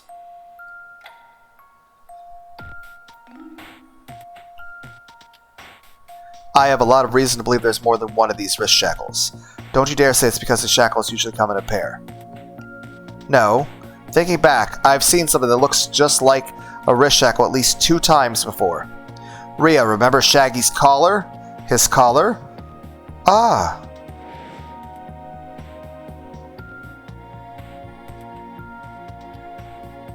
Exactly, it looked a lot like a wrist shackle, didn't it? And Cece, remember when you fought the professor while he was pretending to be a zombie? Huh? That's kind of a blur now. No worries, because I remember. That's why it was weird that his wrist was bare. On his left wrist, there was something like a metal shackle wrapped around it. You mean... Yes. I think just like me, the professor's soul is also bound to a wrist shackle. And all the times any of us saw Shaggy or the professor moving well,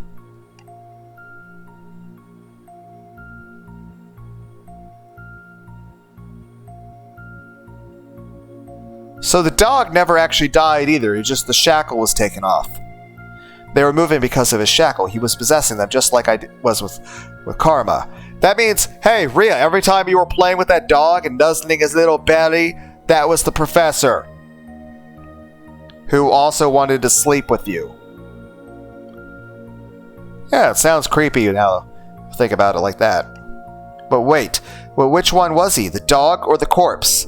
He was both of them. But what? Isn't that impossible? No, it's possible after all. None of us have ever seen Shaggy and the zombie in the same place at the same time. Yeah! That's pretty fucking... Yeah! Wait. But when we found Shaggy's body...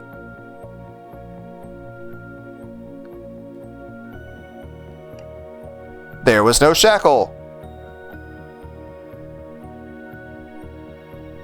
And then the professor's body in the bedroom.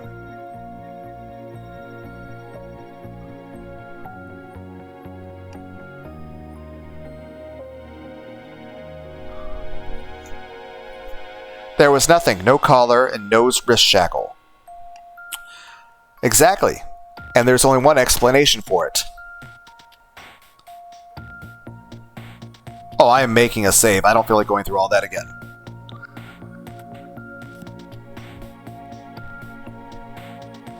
It moved to find a new host. I don't know, can the shackle itself move around? Someone picked it up.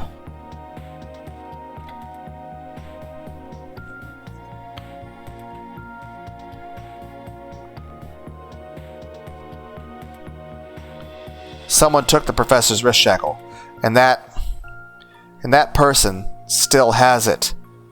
Karma? Are you the professor at the moment? Hello? Are you and Cece both the professor? Are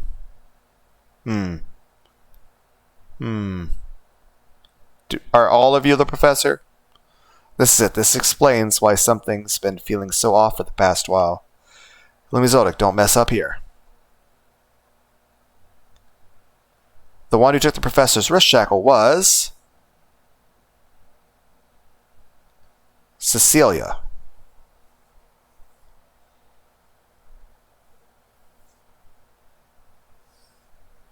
Cece. It was you. You took the wrist shackle containing the professor's soul.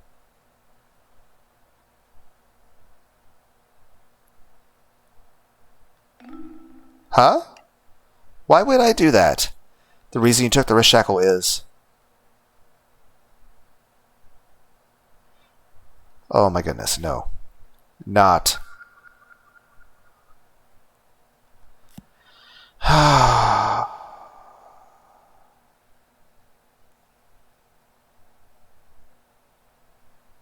You were forced to take it.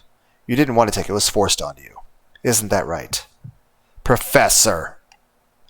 No, seriously, I have no idea what you're talking about. Lunar, what are you doing? Then let me ask you just one question. And if you answer correctly, I'll back off.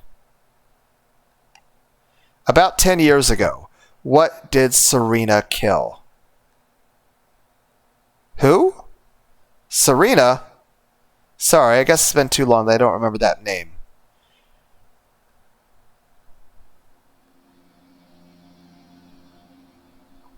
Huh. Yeah? Lunar, are you saying... It all makes sense now. Ever since we found Shaggy's body, you've been acting strange.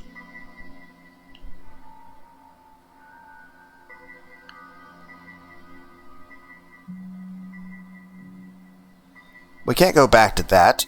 We're so close to the truth once we find the true mastermind. But there's no such person in the basement. Now was there? That's... Unless you want to claim the mindless writing zombie is somehow cutting mastermind of all this. But he might actually be that. Maybe he's pretending to be mindless, or he's lost his sanity just before he was attacked. Either way, what do you propose we do then? It's not like we have any clue to where the zombie went. And as you recall, we were given 20 hours. Time is running out. Cece, what are you doing? Why are you trying to restart the game? We're supposed to be a team now, right? Why are you trying to restart the killing game?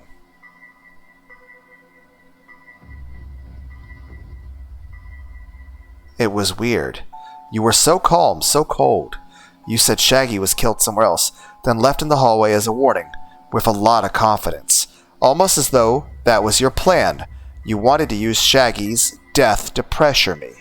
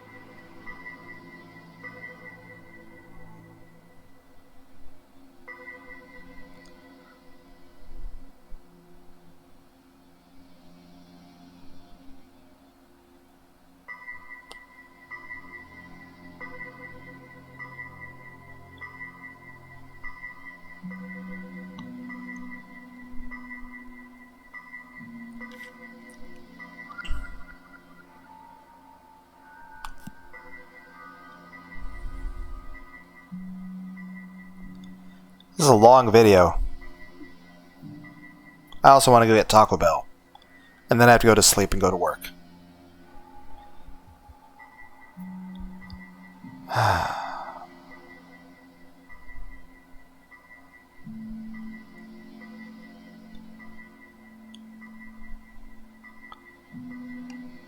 That's kind of flimsy reasoning, Lunar.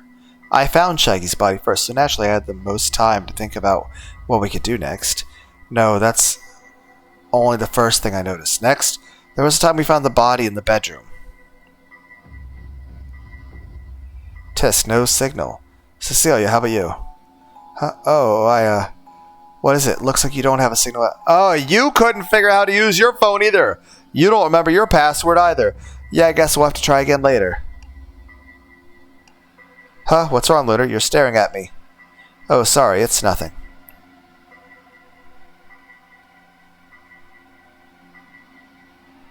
Are you wearing it as an anklet? You were weirdly confused and excited, almost as though you didn't recognize your own phone. Huh, is that really such a weird thing to do? It's just a phone, right? Plus, without any signal, it's not useful for anything. Karma's like, you not caring about your phone? What? Yeah, they're like, that's out of character. Something's weird.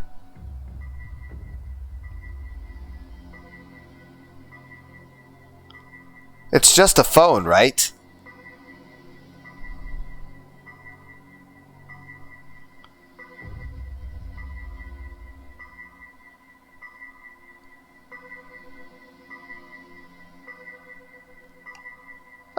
What's with you all?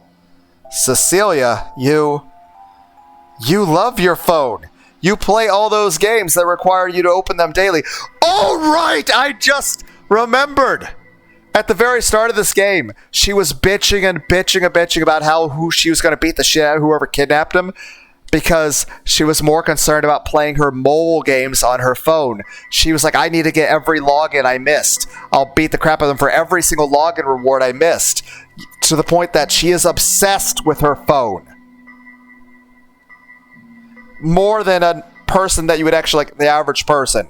I know a lot of people out there are kind of obsessed with the phone, but she's like a gacha game addict. For, like, mobile games.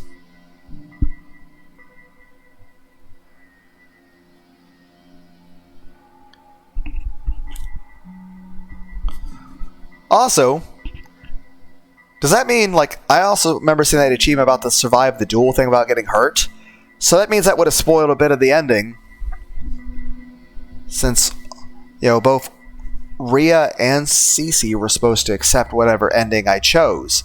But the professor wouldn't go along with it. It also means whatever we get in the Cecilia ending is actually the professor living out the rest of his life in Cecilia's body. And hypothetically able to then jump to another body forever. I mean, it's technically immortality, you just have to not be a good person. Cecilia, you love your phone. You play all those games that require you to open them daily? Why didn't you try to play your porcupine game right away? I knew it. Finally, we have what you said just moments earlier. Lunar, do you remember when you jumped through the basement hatch and in another underground passage? Yeah, the hatch is the gate to hell. But what? To summarize the important details, it's a place where the boundary between the living and the dead is very thin. Living people can't, like us, can't interact with it, but a spirit like you, well, you would get burned to death, because that's the process of the gate pulling you back to where you belong. So in other words, if we cast the shackle harboring you into the fires of the gate from whence you came, it's effectively the same as killing you.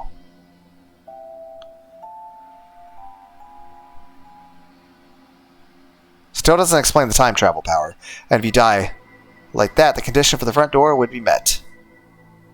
And all three of you can escape.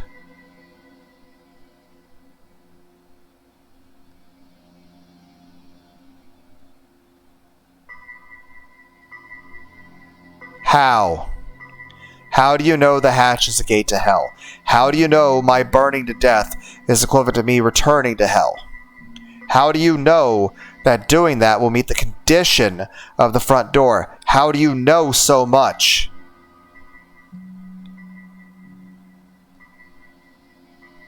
You're really keen on making me into some kind of demon here. No, I'm not. Cece is.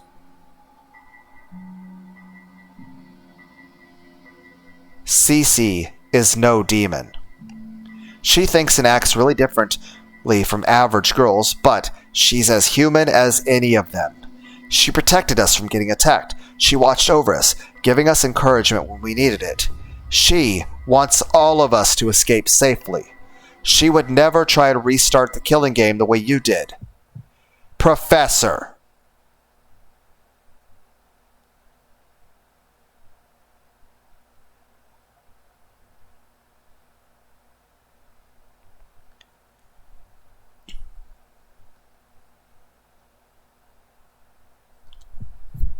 Heh.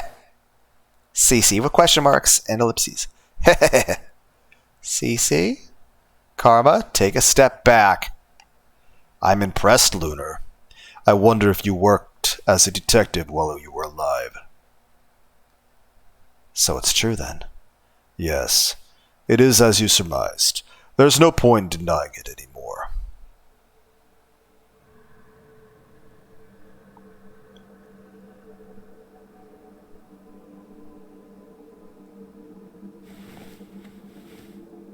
Are you wearing it on your ankle?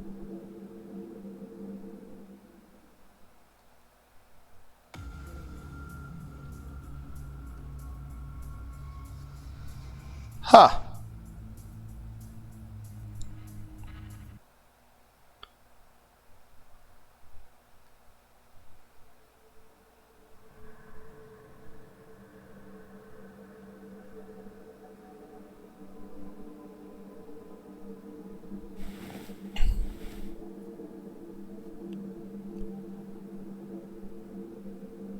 Oh, yeah, I see the...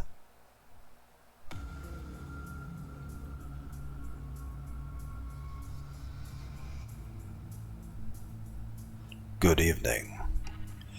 I am the Professor, or more specifically, the spirit of the Professor, bound to a wrist shackle much like yourself.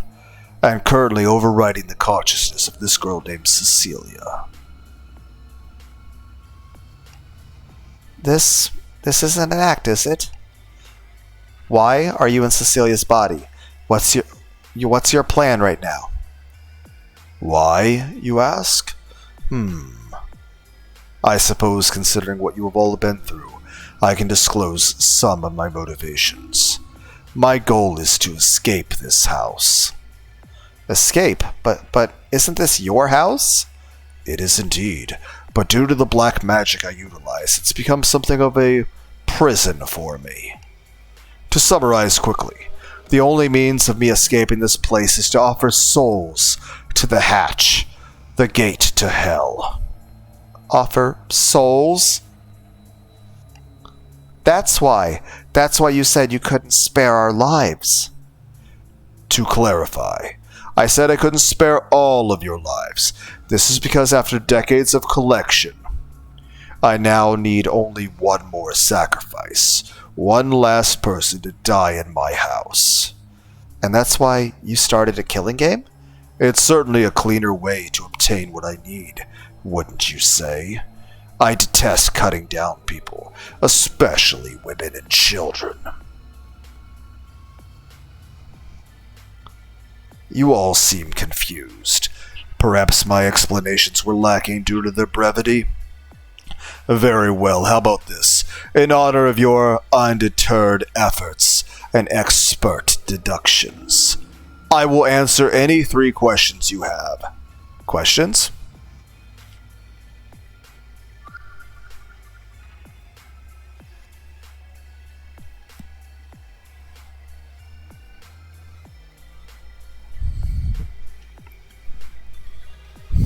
Well, I want to go get Taco Bell, have time to eat it, and then go back to bed. Well, go to bed.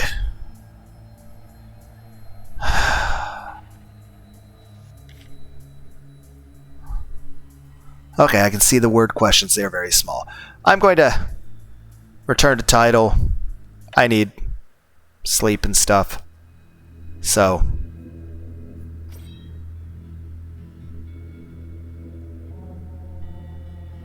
later.